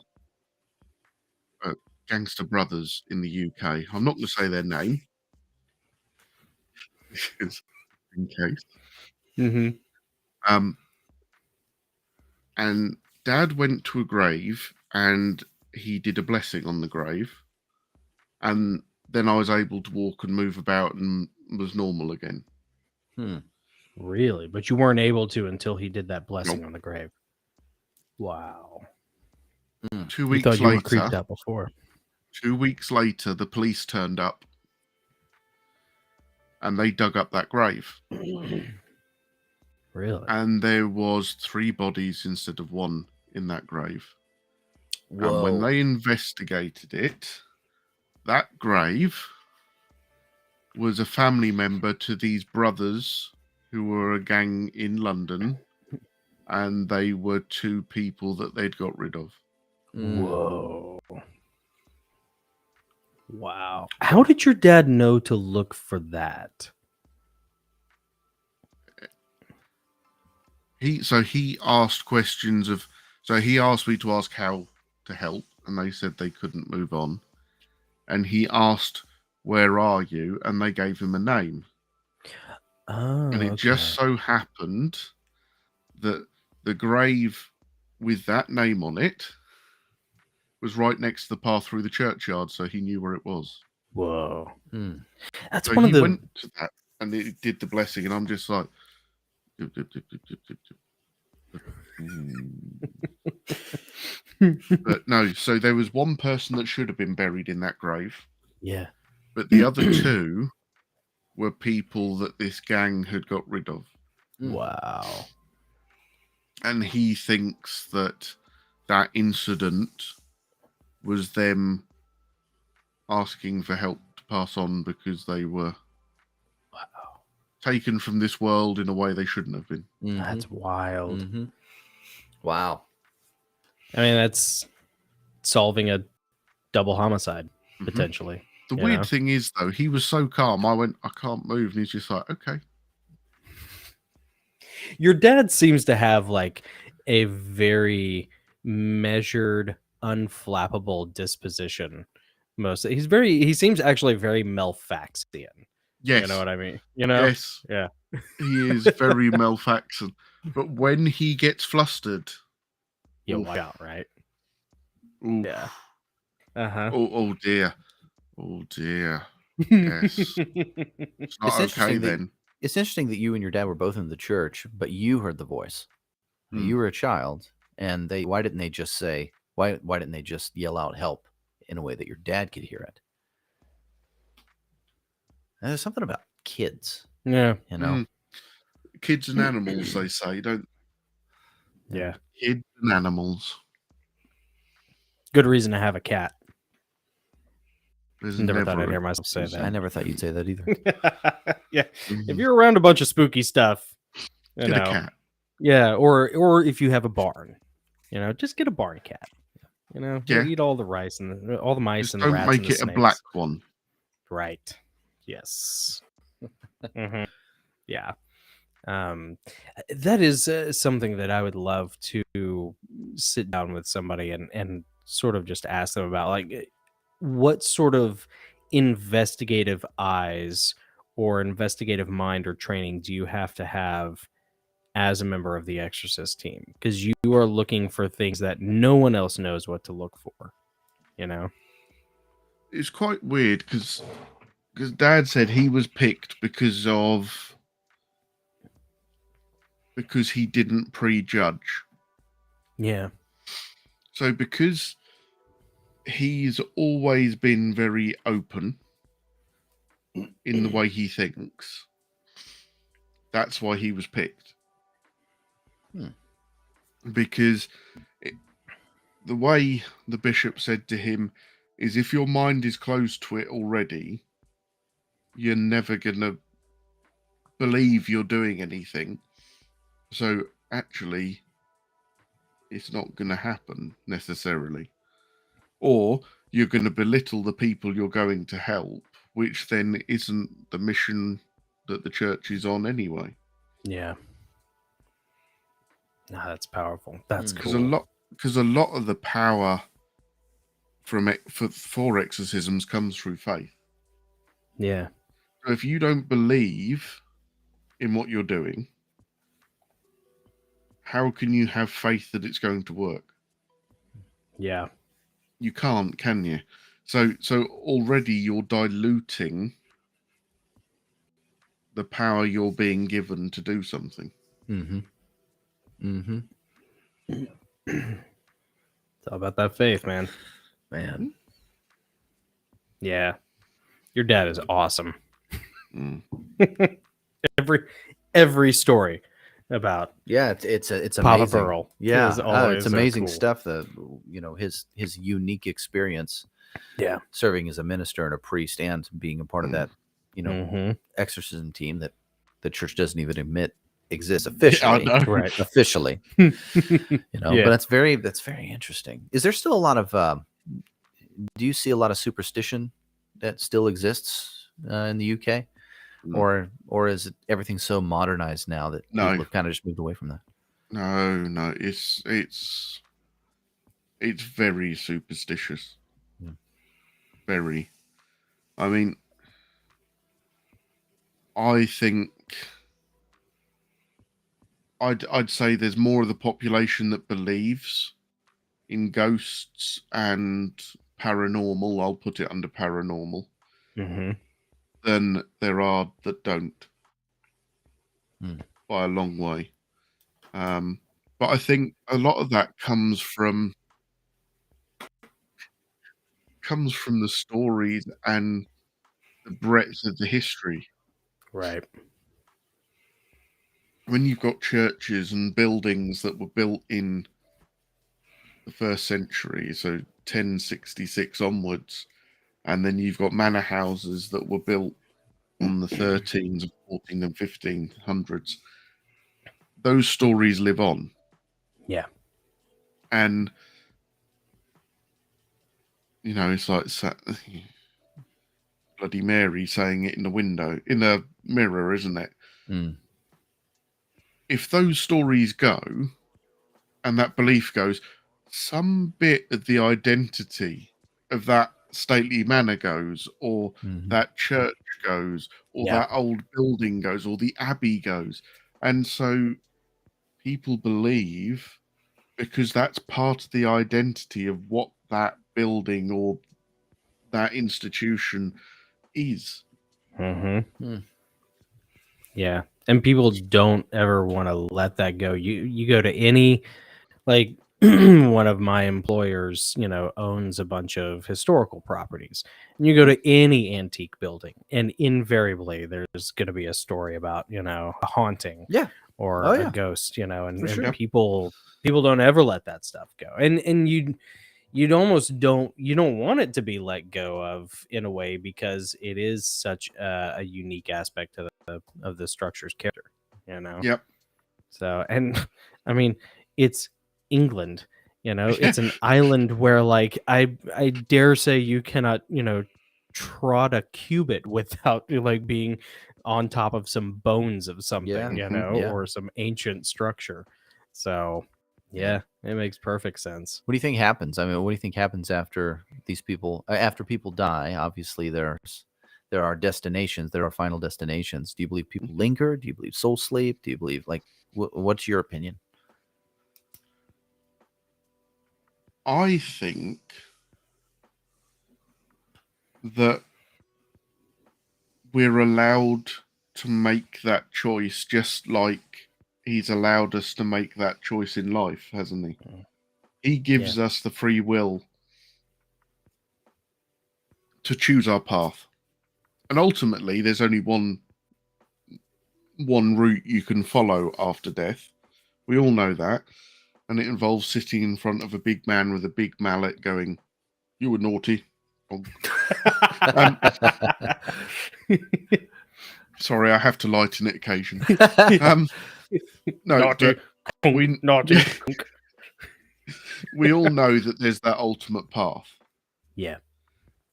But I think even at death, he gives us the freedom to choose the next step before the path.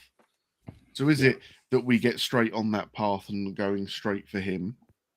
Or is it that he lets us have the choice to stay and make sure the people we've left behind are okay? Or make sure, or watch over somebody as a guardian angel? Or is it that in some cases people are made to stay behind as a guardian angel to pay for sins in this life? Oh, yeah, maybe. Kind of a purgatory of sorts. Yeah. But one I believe will be of your own choosing before you get to that sort of what I'd call official stage. Got it. A supernatural community service Yeah. that must be performed. Yeah, that they have to wear big orange reflective jackets while they're doing it. Yeah. Naughty. Back you go. Well, and the thing is, a lot of people who are watching this would, they would be pretty stringent in their opinions, and they wouldn't believe that, or they would disagree, with Adam. But Adam and I have talked multiple times about things like the restitution of all things, and the thing that I would caution anybody about is, Adam has seen some pretty wild stuff, so like a lot of that are things that, mainline church doctrine, you would not hear that from the pulpit at all. But it's like, and how many of those people have had the same experiences that Adam has had? Mhm. I mean, whether you plant your flag on that hill or not, it's something to think about. When a combat veteran gives me advice, or their thoughts on how to survive a gunfight, never having been in an active gunfight, You'd listen. I listen. Yeah, for sure. Yeah, I at least take it into consideration. So, Yeah. Mhm. Gabriel Bello a while back had made a comment, by the way, about your dad's lost time incident. And he had mentioned that is a pretty common thing with UFOs. Mhm. And so, yes, Jay, we are still live. Yes. Thank you. Yeah. Welcome back. Welcome back. Welcome back. Welcome back. Still here. Yeah, Goslings. still here. Going strong. So that brings up something that we definitely wanted you to talk about again. Adam Burrell, you and your wife have seen a UFO. Oh yes. Please, sir, do go on. Regale us. driving home late at night, and there's lights in the sky, and we're all used to seeing lights in the sky, the flashing lights on a helicopter, the various multicolored disco lights of an aeroplane. That's awesome, Mama Shay. Shannon's seen one too. Yeah. Oh, wow. Cool. And these were different. They were in a triangle. So it was an absolute perfect. Oh, I'll do it with the camera. There it is. Triangle. There we go. I got there in the end. And it was like 3 big lights underneath this triangle. And it was absolutely stationary. And I went,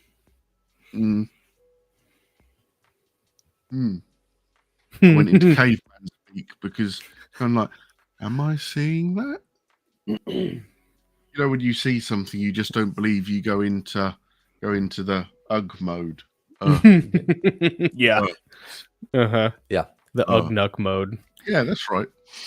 So were the lights under like the at the corners? Yeah, one on each craft, or are they corner clustered at the underneath. center? Underneath, one on each corner. Okay. Yeah. And looking back, the way I'd think about it is you couldn't see a fan or anything else in there, but in the Avengers movies, you've got the big carrier that's flying, haven't you? Mm-hmm. And if you look from underneath, you've got those huge ports where the propellers are keeping it in the air, haven't you? Mm-hmm. Now, you couldn't see propellers or anything else. It was just light coming out of them. But that's what I'd liken them to, the size of it compared to the rest of the craft. So huge ducts, ports, lights. How big do you think the craft was? Huge. How high up was it? It wasn't high at all. It was perhaps 500 feet. Okay. Yeah. Okay. So not high at all, but you're talking the back end of it was probably the length. Oh no, is a football pitch a football pitch, or is a football pitch a soccer pitch?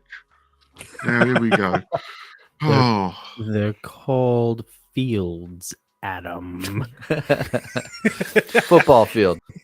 100 yards, 300 I feet. think it's the same, isn't it? For American soccer? football field. That's what I was That's more what I was checking. Was are Yeah, they yeah. similar sizes? 100 Yeah, yards. yeah. Yeah. I think, yeah. So I think you'd fit at the back of the point. You'd have fitted 3 or 4 football fields long. Whoa. Oh, okay. And forwards, I couldn't tell you because you couldn't see the point because it's just huge. Wow. And when we were watching it, it went from being there to gone in the blink of an eye. Did it vanish or did you see a trajectory? You could just about make the shape disappear, Really? but it was gone. That's way too big to be a stealth bomber or a blackbird. Was it just hovering there? drone. I mean, it was It just was hovering. hovering. There. Just hovering. Were And then you it guys went in the from- car, or were you guys Yeah, walking? we were driving in the car, and Okay. it literally went from hovering over a field to gone. How far away from you? Like, was it sort of overhead or did you see it? We got within a mile of it. Wow. And did you like see it off to the right or was it Yeah, in off front to of the you? right, off to the right. Wow. So you're just driving at night, you and D. And and by the way, you guys live, if correct me if I'm wrong, but you guys live fairly close to an RAF base. Is that Mhm. right? Yeah. We So live just- very close to an RAF base. We live very close to a US air base. Oh. We live close to Mildenhall and Lakenheath. So one of them is a bomber base and a strike base, and one of them has the galaxies and all the supplies Oh yeah. come in and out of it. That's cool. But So nothing we have like both that. of them. No, Yeah. no. Was it like And- black? Was it darker than the night sky? All you could see. So if you can imagine when you look out at night and there's an angular shape, how you see light along the edges, Mm-hmm. The but silhouette. the surfaces are black. Yep. So it's almost like someone's drawn the shape in the sky in light. Yeah. That's all you could see, other than these great big lights underneath. Mm-hmm. And then Yeah, it and just went. It matches it matches the footage that was taken from that naval vessel off the coast of Yes. California in Mhm. I don't know, 2017, 2018, something like that. Yeah. With the 3 lights, big triangles, Yep. with 3 lights, and it was just barely moving. And it just Yeah. goes. And when it decides to go, it's just gone, isn't it? And Yeah. they're going, where's it gone? Yeah. Mm. So you and your wife are just driving on the road, I Yep. guess going somewhere or going back home, and Heading then home. headed home. Yeah. And you spot these 3 lights, out off to the right, probably about a mile away, and the Mhm. thing looks like it is at least 3 football fields wide, 300 yards wide. hmm And you see it there, and is it moving? Does it come to you? Is it stationary? And then you Just see it, sits there. it's just it's- hovering It's 500 feet, absolutely stationary. making no sound. No sound. Yeah. No sound. Because I actually pulled over thinking it's got to make a sound. How long In did my it linger there? About 5 minutes. 5 minutes. Wow. So you got a good look. But you know when you pull over to Feel the good. side of the road and you're like, if it's making a sound, I'll be happy.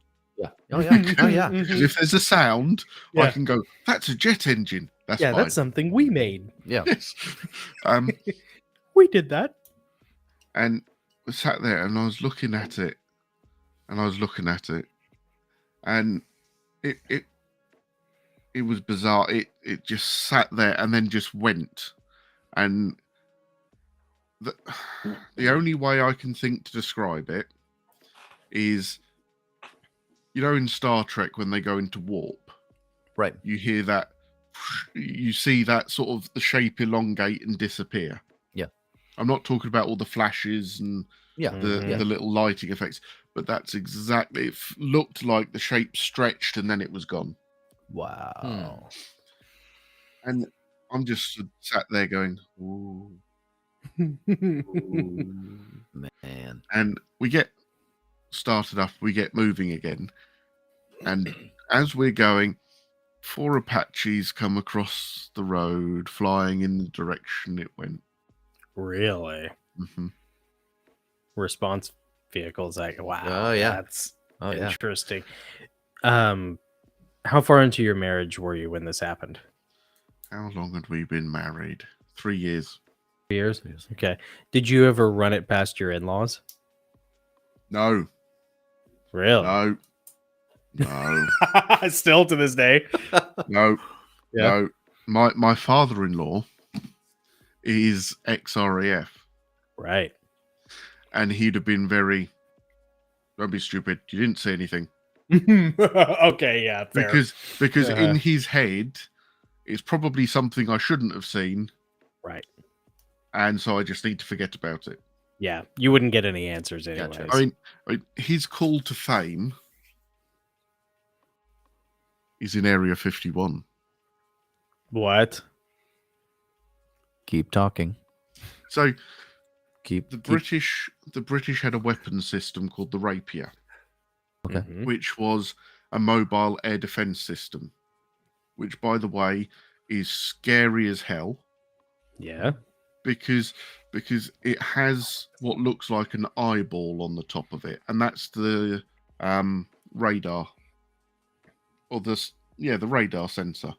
But Okay. it's that it's that sensitive that if it's within a building where it can't detect out, it will follow people.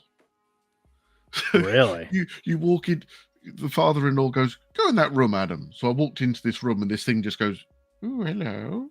No. Walk round it and it's going, and it's like, "I don't like this. I like this less than I like Sellers." Anyway, I'd rather felt have a the little bit ghosts. like, you know, the original War of the Worlds, where they had the weird eyeball thing on top of the floaty thing.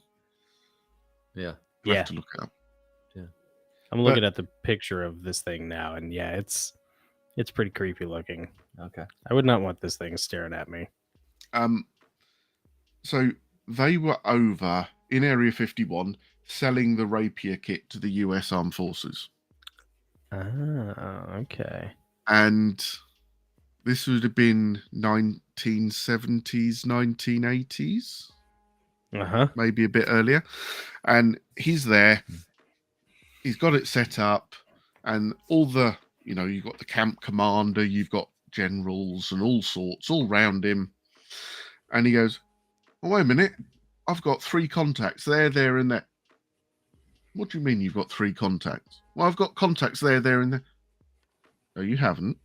"Well, I have, because they're on my radar." And no, you haven't. turns out he was Potter. tracking one of the stealth. Oh, wow. planes. Really? They thought we're all fine. And he got thrown off the base. Oh, that's funny. Because he was obviously they were in development at that point, but they thought they'd got to the point where the radar jamming and the radar dodging was at its optimum. They didn't need to do anything else, and he tracked a Blackbird and 2 other stealth aeroplanes, and so they had to go back to the drawing board, and they weren't very happy with him. Talk about doing your job too well. He said, going to Area 51, he said it was bizarre because there was too many people there. And I said, "What do you mean there's too many people there?" He said, "So if you look on any photograph you can get on the internet, and you look at the hangars and everything else that's laid out in Area 51, if it was a British base, they'd have needed 4 times the buildings to cope with how many people were on the base." Weird. What do you think that means? It's underground. It's all underground, like like the Denver airport. Yeah, That's what I think. I mean, interesting. Some of it some of that overstocking of people might be to do with him being there and them trying to sell the rapier kits and bringing staff and all that sort of thing. But he said the day-to-day stuff, there was too many people on that base. Wow. And I'm sitting there going,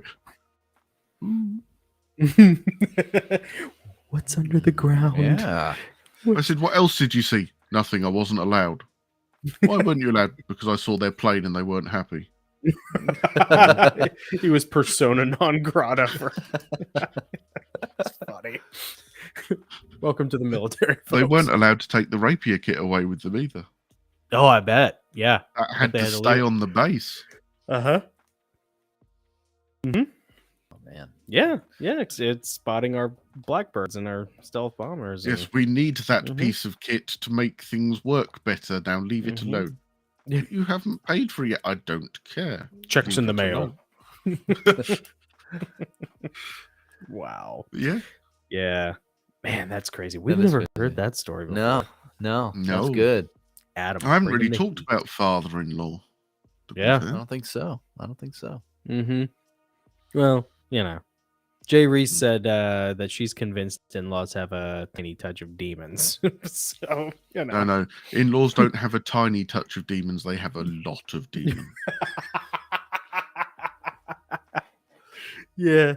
Yeah, they were actually Shannon and Jay were talking about that, talking about their UFO experiences earlier. Shannon said she had one in Pensacola Beach, and then Jay Reese Bradley said that was where she saw the bloodiest moon ever, blood red. She said she thought the world was ending.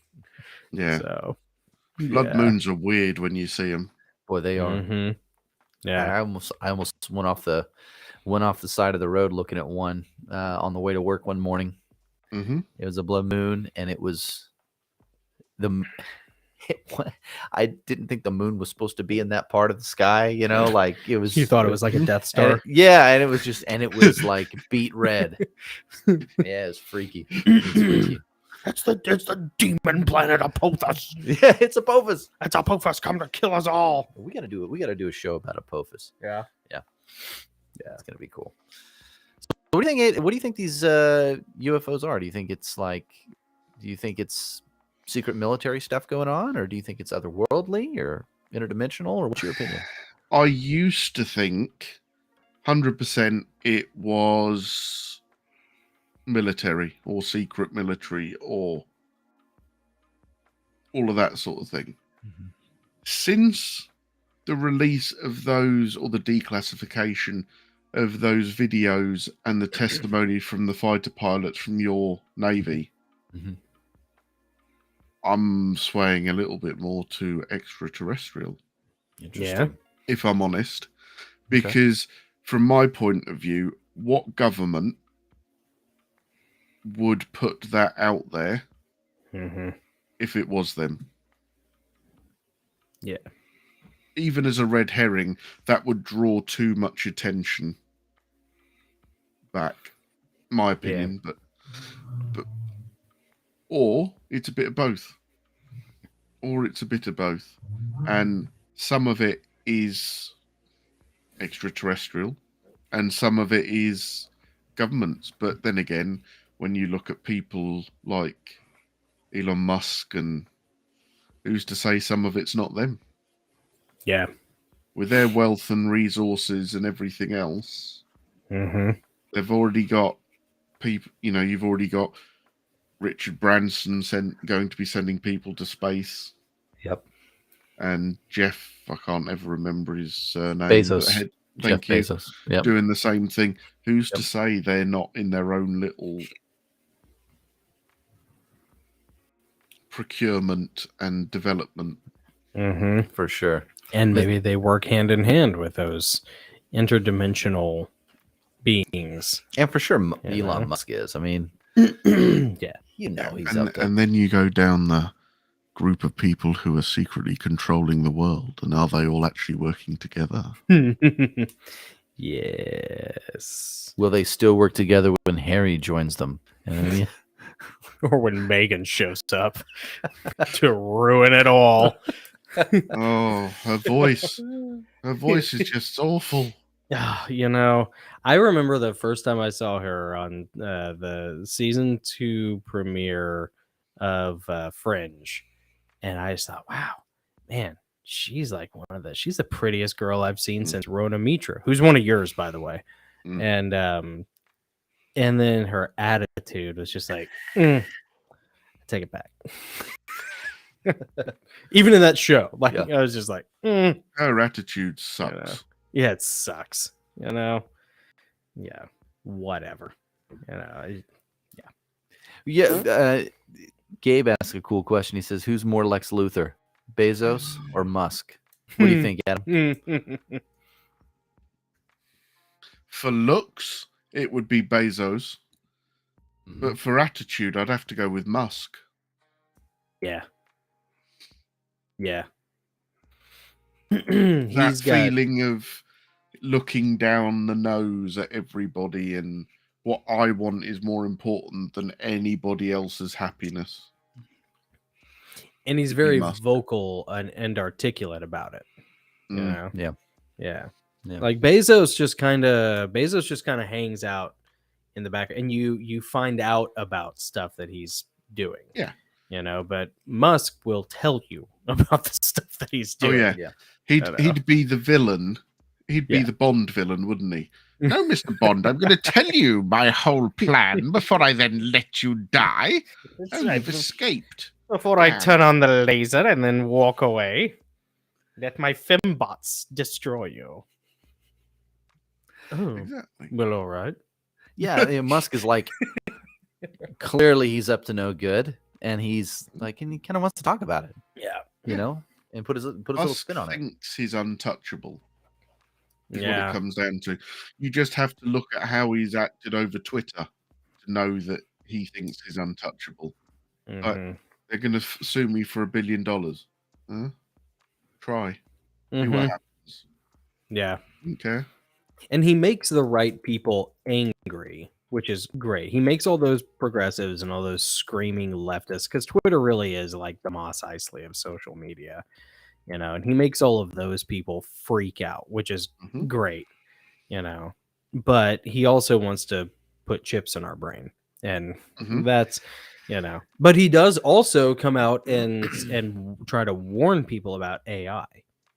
You know, he's like, everybody's like complaining about, you know, this or that on social media and like no one's talking about the dangers of artificial intelligence. It's like, oh, why are you telling us about that? What did you cook up, Elon? Yeah, you know? no kidding. And that was my first reaction is AI is in its infancy. What are you panicking about already? Right. Yeah. If you're trying to warn us, you know, did you, what have you start done? the fire? Yeah. What have you done? You know, yeah. You know, the minute I heard him mention it, it was like, so how far in advance have you gone that people don't know about? What have you got contained that we don't know? Yeah. Because you had to contain it. It almost makes me think that like the Mark of the Beast sort of thing. I was listening to, I think it may have been a Ryan Penderson or Thomas Horn video earlier today, but it made me think that the Mark of the Beast thing might end up be that whole downloading your consciousness thing, you know, the basically the Matrix, the thing they've been warning us about for 20 something years now, 25 years, you know, as hokey or as hackneyed as it sounds, you know, because you think, you know, if you take the Mark of the Beast, you can't be saved, you know, well, that's never been done before. There's never before in the Bible been a warning about, you know, aside from blaspheming the Holy Spirit, that like you're too far gone, you know. But I mean, this whole, and it has to be a willful choice. It's tied to economics. It's tied to some sort of financial system, you know, and it just makes me think that like this whole transhuman movement, you know, might be that whole Mark of the Beast deal. You know? Yep. And I think it will be the biggest mistake we ever make. Yeah, I do too. Do you think that Do you think that we're in that end times part of the Bible? Do you think we're coming into that at all? Or do you think it's a ways off still? I think it's approaching. Yeah. But part of me hopes,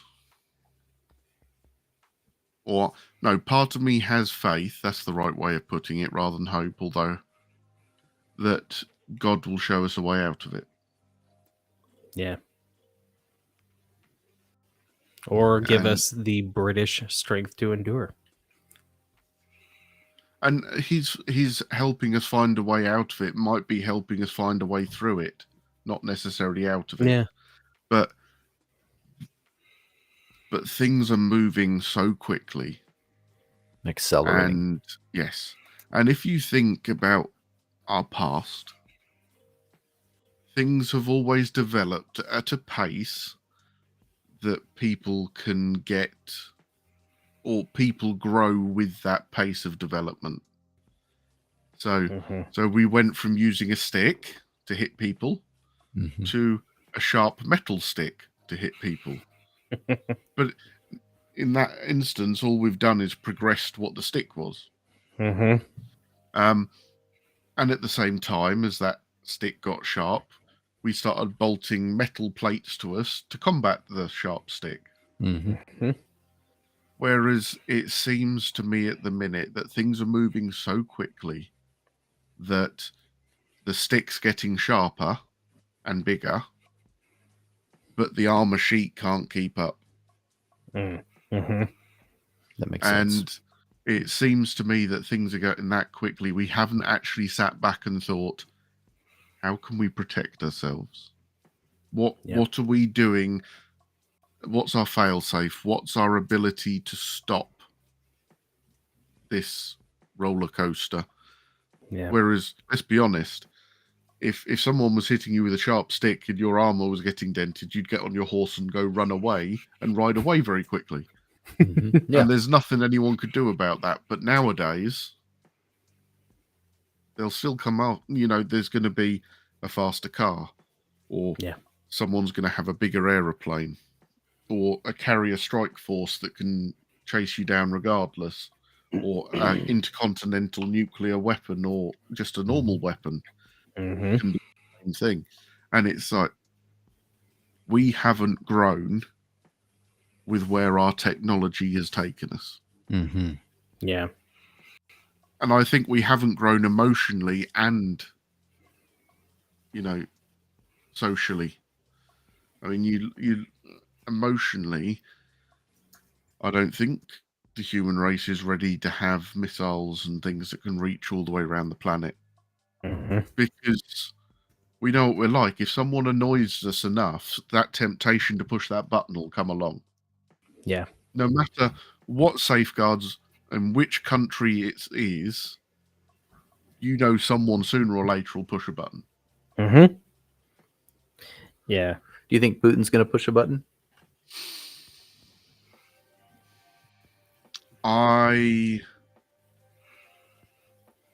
If it was just Putin, yes. I think he's more than capable of pushing that button. My hope is that the people under him would balk and stop him. Yeah. Wouldn't be the Because first time it's happened.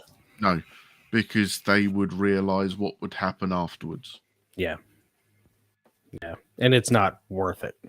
No, it's not. And that's my hope, is you've got one crazy man, or I use the word crazy, but you've got one man who has the will and the strength, and I don't think he's got the care about what the consequence is not to push the button, because his belief is no matter what this war or what this conflict has shown us, is that country isn't the powerhouse that everyone thought it was. Yeah. It's been held back by a much, much smaller force in a much, much smaller country. And let's be honest, I heard about the invasion and thought it was over. So they've proven me wrong. Yeah. Because you do. You think of the size of one to the other. Yeah. It to me, it would be the equivalent of you guys not being able to do Ukraine. Right. Or, like the Bahamas. Yeah. It would be that sort of equivalent, wouldn't it? Mm-hmm. Yeah. Mm-hmm. The idea that they could outlast and outfight you would be ridiculous. Mm-hmm. Yeah. And Russia is still a superpower in everyone's head. So Right. to me, the idea of the Ukraine being able to outlast Russia was ridiculous. Mm-hmm. But they've kind of proved us wrong on that. Yeah. And I think he'll get to a point where he can't have Russia not look strong enough to push the button. Especially as NATO continues to poke the bear, Mm. They really are poking the bear as well. Yeah. Mhm. Yeah. They're all about boundary testing with the bear, but They're not being subtle, are they? Let's No, be they aren't. honest. Here's the thing, you might be a paper tiger, but you crawl into the cage with a paper tiger, you still get paper cut. That's Yeah. true. So, That's true. Yeah. So, yeah. so do I think he's got the will? Yes. But I think the minute he went down that road, someone would stop him. Yeah. Hopefully cooler heads and less maybe egotistical heads will prevail, and it might be the one time where committee saves us, Mm. Maybe. or at least saves Ukraine from itself. Yeah. Yeah. Or saves Russia from itself. Yeah. Yes. Yeah. Because who that's the knows? problem, isn't it? If that happens and Russia started threatening other people, you look at NATO and how many people have got those armaments. Mm-hmm. Yeah, it mushrooms pretty quickly. It would be because all it would take was a member of NATO, and everyone else would press the button back. Mm-hmm. Yeah. And Hmm. I know we haven't got a huge arsenal, but ours is big enough. Mhm. Yours is absolutely humongous. Yeah. Yeah. We're not overcompensating or anything. No. We're just, But the thing is, he can't take everyone out right. without it coming back to hit him harder. Yeah, no one wins. That whole No. mad thing, mutually assured destruction, really, it negates in a lot of ways the need for nuclear disarmament, because everybody knows, because of nuclear proliferation, mutually assured destruction keeps everybody from pressing the button. Mhm. Yeah. So Yeah. I mean, Man. what did I hear the other day? I heard a weird thing that they think North Korea is going to go after Russia. Which oh, okay. I was sitting there going, Yeah. Didn't see that one coming. and I was going, why? Right, yeah. Yeah. And they said, well, if you think North Korea could make a huge land grab then, because Russia's looking all the way over there. Yeah. And it's kind of been proven that Russia's not very good on the field at the minute. Yeah. Yeah. Hey, may we live in interesting times. We do. Oh, could I you mean, imagine it? Could you Russia's- imagine it? Russia's mad, China's going back to gold, Just the the queen is dead. China wins in every scenario. Yeah. Mhm. Yeah. Yeah. Listen, that's on you guys, by the way, because you had them under control and then you just got up and left. You left Hong Kong. I know, because it's in rush hour 2. And go take them back, Adam. Put them under control. You Come on. know those things that you look back and go, why did we do the right thing? Why? Every day. Every day, Why did, Adam. why did we do that? What have we done? Yeah. What have we done? Yeah. It's just like, Yeah. I I buggered myself. yes, pretty much. We've let the place that could have powerhoused our economy for the rest of time Mm-hmm. and let them do it themselves. Yep. Yeah. And let's face it, You wouldn't want to tangle with that beast. No, Not oh gosh, now. no. Not both Not of now. them. You know, I mean, the only thing that saves us is kind of the same thing that saves you guys in a lot of the geography. You know, but we are just hard to get to. You know, and the new Atlantis is nestled quite nicely between two bodies of water. Yes. You know, and it's the same thing for England. You know, you got that channel. You know, and We've it got the worked. moat. The moat. That's right. The only problem is the drawbridge is permanent now. They've built the Eurotunnel. That's right. Oh, that's right. Yeah, but they could bomb that. They could blow that up. I wouldn't be surprised if there's already that in place, if I'm Yeah. honest. Let's be honest. I'll get some friends. We got some dynamite. Okay. We'll blow it up. Yeah. Cool. I'll keep my eyes on the news. MI5 knocks on my door. You know, I guess it'd be MI6. You know, yeah. We get paid a visit. You know, be You like, said you could help us with the little demolitions. Come along. I'm sitting there like my American flag silkies, my Trump tank top, and a cigarette. Like, yeah, let's go do it. Yeah. You got some Simtech, or no, I need to bring my own. Which one? You know, hang on. I'll let you bring the big boom booms. I'm good at the boom booms. Let's do it. You know, we're British. We're not allowed that sort of thing. You gotta come out here. Maybe you ever get out here. We'll take you somewhere where you can enjoy that. sort of thing. Yeah. I have so many guns at him. I mean, He does. I He's not did. just talking. they're all gone in the boating accident, but in Minecraft.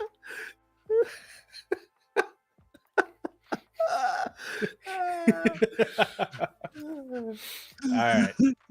Adam, I know it's getting late, buddy. We went for 2.5 hours. This was awesome. Yeah, Thank you. man, thank you Has it so been much. that long? Right? I know. The only reason I know is because I've had to pee for the past half hour. Oh, Oh, okay. I'm actually doing pretty well this time. Yeah, Nick's normally I'm eyeballs the aren't one floating. Yeah, normally I'm the one that's like, we gotta go. Yeah, Explode. I watch his knees bounce, you know, under the table. That's how I know, and I can see him start to get a little squirmy, fidgety, I'm already fidgety. I'm fidgety. like I know, a guys. 9-year-old I'm in super fidgety. church. Yeah, you but when it gets to the end of the stream, and I really have like old man bladder, you know, my knees go up and down. The microphone's over here like shaking. I see him start crying yellow tears. I see little minnows swimming around in his And glasses. I at first, you know, when we first started doing this, I thought, and there needs to be some sort of code, some sort of signal, like some sort of wrap it up signal, or you know, thumb the nose, the ear, whatever. But no, he would look at it, he would ignore it, and just smile and keep going. I'd make you it a know, game. what's the Try and point? see Yeah, how of long course. I could keep him course. going. See if I get my brother to piss himself. You know? And I love him. And I like him. That's the thing. But I'm still his brother. You still got to mess with him. You know? Yeah. I mean, come on. Right? Adam, where can people find you if they want to contact you about maybe being their narrator for the audiobook version of their latest novel? I'm on Instagram. Yep. As Adam Narrates. I believe it's Adam Narrates. I'm Yeah. useless at this bit. That's all right. We're going to throw it up on the screen. See, there we go. See, Nick's just so much more prepared than I am. No, I think Same. So. Thank you. Yeah, Adam narrates. Yep. Hit me up on there or on ACX as Adam Burrell. Yeah. 2 R's, 2 L's. Yep. That's right. Double R, double L, double barreled. Oh, yeah. Love that. Double barreled whiskey cask. And then your wife, does she still do the resin stuff? Yes, she does. Where can people find that? Because those are That's amazing. Resin by Dreamer on Instagram. Yeah. Yeah. Resin by, is it _ Dreamer? Resin _by _Dreamer. Yeah. And Adam's wife Dee makes amazing resin products, great promotional material, great dice boxes, Die, if you're she makes into dice. D&D, just all sorts of really cool stuff. And that's just like the early stuff. She's gotten, I checked in on it maybe about a month or two ago. I saw some pretty cool things that she's doing. Yeah. And she made some stuff for me. She made some stuff for Heavenly Realms, and killer stuff. You guys are both She's quite got the a little cry cup entrepreneurs. machine now. What is it? Cry cup machine. What's a tri-cut machine? What does that do? You can design things on the computer and then it'll cut it out in vinyl and shape Oh, it, neat. and then she yeah. puts that in resin. Oh, that's cool. Very cool. Okay. Mm. Yeah, awesome. Yeah, Shannon wanted us to link it. I tell you what, Shannon, you could definitely find it on. You can find Dee's account on Adam's Instagram and mine, and probably Nick's as well. Maybe on the Goslings. But yeah, I'll see if I can't send you to it. She is awesome. Yeah. So Yeah, it's cool stuff. She made us like a couple coasters. She made bookmarks. Yeah, Just cool little yeah. like promotional things. yeah, Really cool. yeah, it's a lot of fun. Yes. That's Pretty right. awesome. Anything else you want to say before we call it a night, Adam? Just great to see you both, and thank you for having me. You too, buddy. It's great to see you, man. We love you. Thanks for and coming you are on again. Always so much fun. So we are honored. All right, buddy. Well, good night. It's probably almost morning there. Yeah, the sun is coming up. The Quarter past demons are one. fleeing. Past 1. Uh-oh. Yeah. Ouch. All Adam's got a normal job now too that requires a little bit of dexterity. So new job going all right. Yes, I'm there for 7 o'clock tomorrow morning. Oh baby. All right. But All okay, right. before I go, I'll tell you one story Ooh, about yeah. a customer in my new job. Okay. Cool. Lady drives up in her Porsche 4x4. So, nice car. Nice car. Yeah. Mm-hmm. How much are the tyres? They are £755 per tyre, madam. Oh. Well, why are they that much? They're only to make it look pretty to stop the rims getting damaged.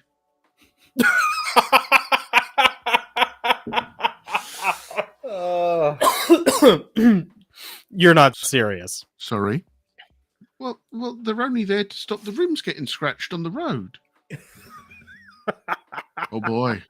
Oh boy, indeed. Oh Or as boy. we say in the South, bless her heart. Well, May the And I queen actually keep her had- crumpets. I had to do a full explanation on what tyres do.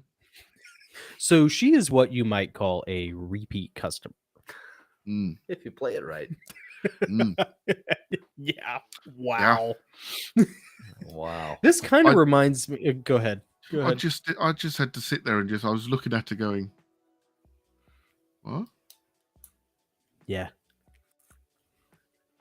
Yeah. Uh-huh. You have to look around to see if anybody else is privy to the conversation. So you make sure that you're not either A, being gaslit by a friend and pranked, Mhm. or you're not like being, or having a hallucination. Mm-hmm. Yeah. Yes. Yeah. It sort of reminds me of when I worked in the gun shops. I had a guy come in first month of the first gun shop I worked at and was like, I got this Smith & Wesson shield and it's just really hard to like load the magazine, and I was like, oh, well, yeah, it's a single stack, and you have it in 40. So the spring's going to be pretty stiff. And, let me show you how I do it, and then you show me how you do it. And so he started showing me how he did it, and he's loading the bullets in backwards. Oh my gosh. I'm like, there you go. Oh my Yeah. gosh. Yeah. But the tires are just there to make it seem pretty. So you're not scratching up your rims. Yeah. So, Thank you for that anecdote. It makes End it on a bright note. yeah, I appreciate it. it makes you really appreciate your wife, doesn't it? Because you think about the nightmare that husband has to live through every day. Uh, It's just a problem he throws money at, apparently. Yeah. You know what? What am I talking about? This is a perfect woman. Yeah. Adam's deadpan stare says it all. But it's just Now, I didn't witness this one. Yeah. I got told this one by my boss, but he was visiting a centre, and this man, not a lady this time, man, couldn't understand why his engine didn't work properly. And he'd got it to the centre, and there was smoke everywhere, and it wasn't pretty. And they said,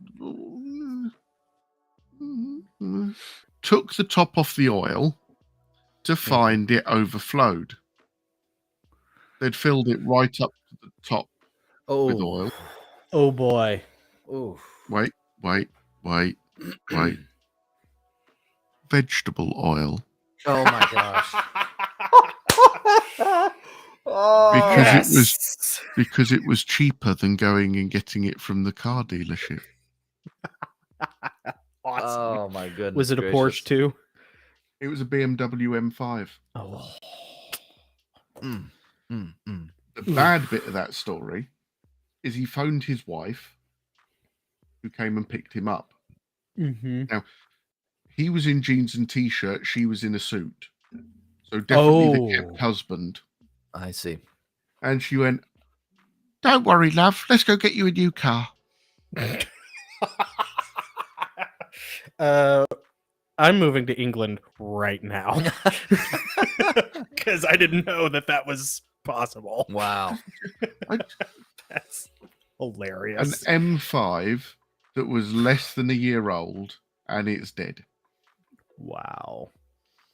Jeez. What do you guys like before we let you go? Like, what do you guys do with that vehicle? Do they just abandon it? Does a dealership come and take it back? Like, what happens? We scrapped it. Yeah. You got a new BMW M5. Just needs a new motor. I wish. The insurance company got involved, and it got made into a cube.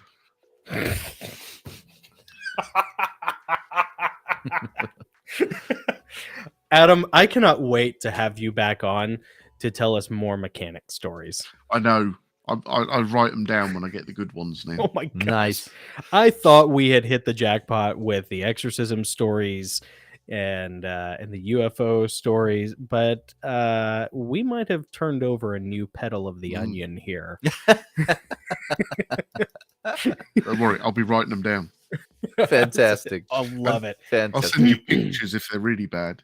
Oh, Please. Yes. Look at Yes. this. I think you could have a whole Instagram channel of just goofy mechanic shop stories. Mm-hmm. Yes. Yeah. Yeah. Grease monkey hell. You know. Yeah. Writing it down. Write that down. Trademark. Naughty. All right. Adam Burrell, narrator extraordinaire, our dear friend, first of the honorary Goslings. Great and dear friend. Always good to see you. We're going to let you get some sleep. Thank you. No, thank you. You bet. See you later, bud. See you later. Bye. How awesome is that? Oh, he's great, man. Yeah. He's so great. Adam is always a delight to have. He has such a great disposition, always has something good-natured to contribute, lots of wisdom and funny stories. Yeah. And he's a great aspect of your support network. Yeah. You know. And he's good. He's what he does very good with the narration. Oh yeah. I mean, we've talked about it a bunch in the past, but truly, if you are looking to elevate your work, Adam on ACX and Instagram, Adam narrates. Yeah, reach out to him. Yeah, he is absolutely worth it. So, and real quick, for anybody, if you've enjoyed this, don't forget to like and share, subscribe, do all that stuff, share the video, leave a comment, do all that stuff because it helps deepen our digital footprint. And it really, really makes a big difference. So thank you. Yeah, thank you guys. And also, before we go, we're going to do some tail end obligatories. Mhm. Well, this isn't really obligatory. We like to do this. Yeah. A shout out to our patrons, Jerry, Shannon, Roseanne, Yeah. Adam, and Mike. Yeah. Thank you guys. I think I saw everyone on the chat actually. They Yeah, actually all just about. joined us. Man, it's a great chat too. Yeah, Uh, just about. We even had another guy in the comments. Yeah, we had some new people Mhm. joining us in the comments as well. The Pronto. Let's see who else we got. Loco Emo 2. Yeah, is he back. Very actually. good. I think Loco Lynn Emo Etheridge 2 was back. Thank you, Lynn. Mhm. Joy Payne, that's my mom. Hey, mom. Hello. Thank you for Yeah. watching. Appreciate it. Good comment, by the way, from your mom about holy water being a sort of simulacrum for the baptism Yeah. thing. That was Yeah. good stuff. Yep. And Gabe Bello. Yeah, Gabe was here. Gabe Bello. And we're going to be next week. You're going to see our interview with Gabe Bello. Yeah. Same time, 4:30 next Sunday. Phenomenal, talking about the metaphysics of music, and music is spiritual warfare. Yeah.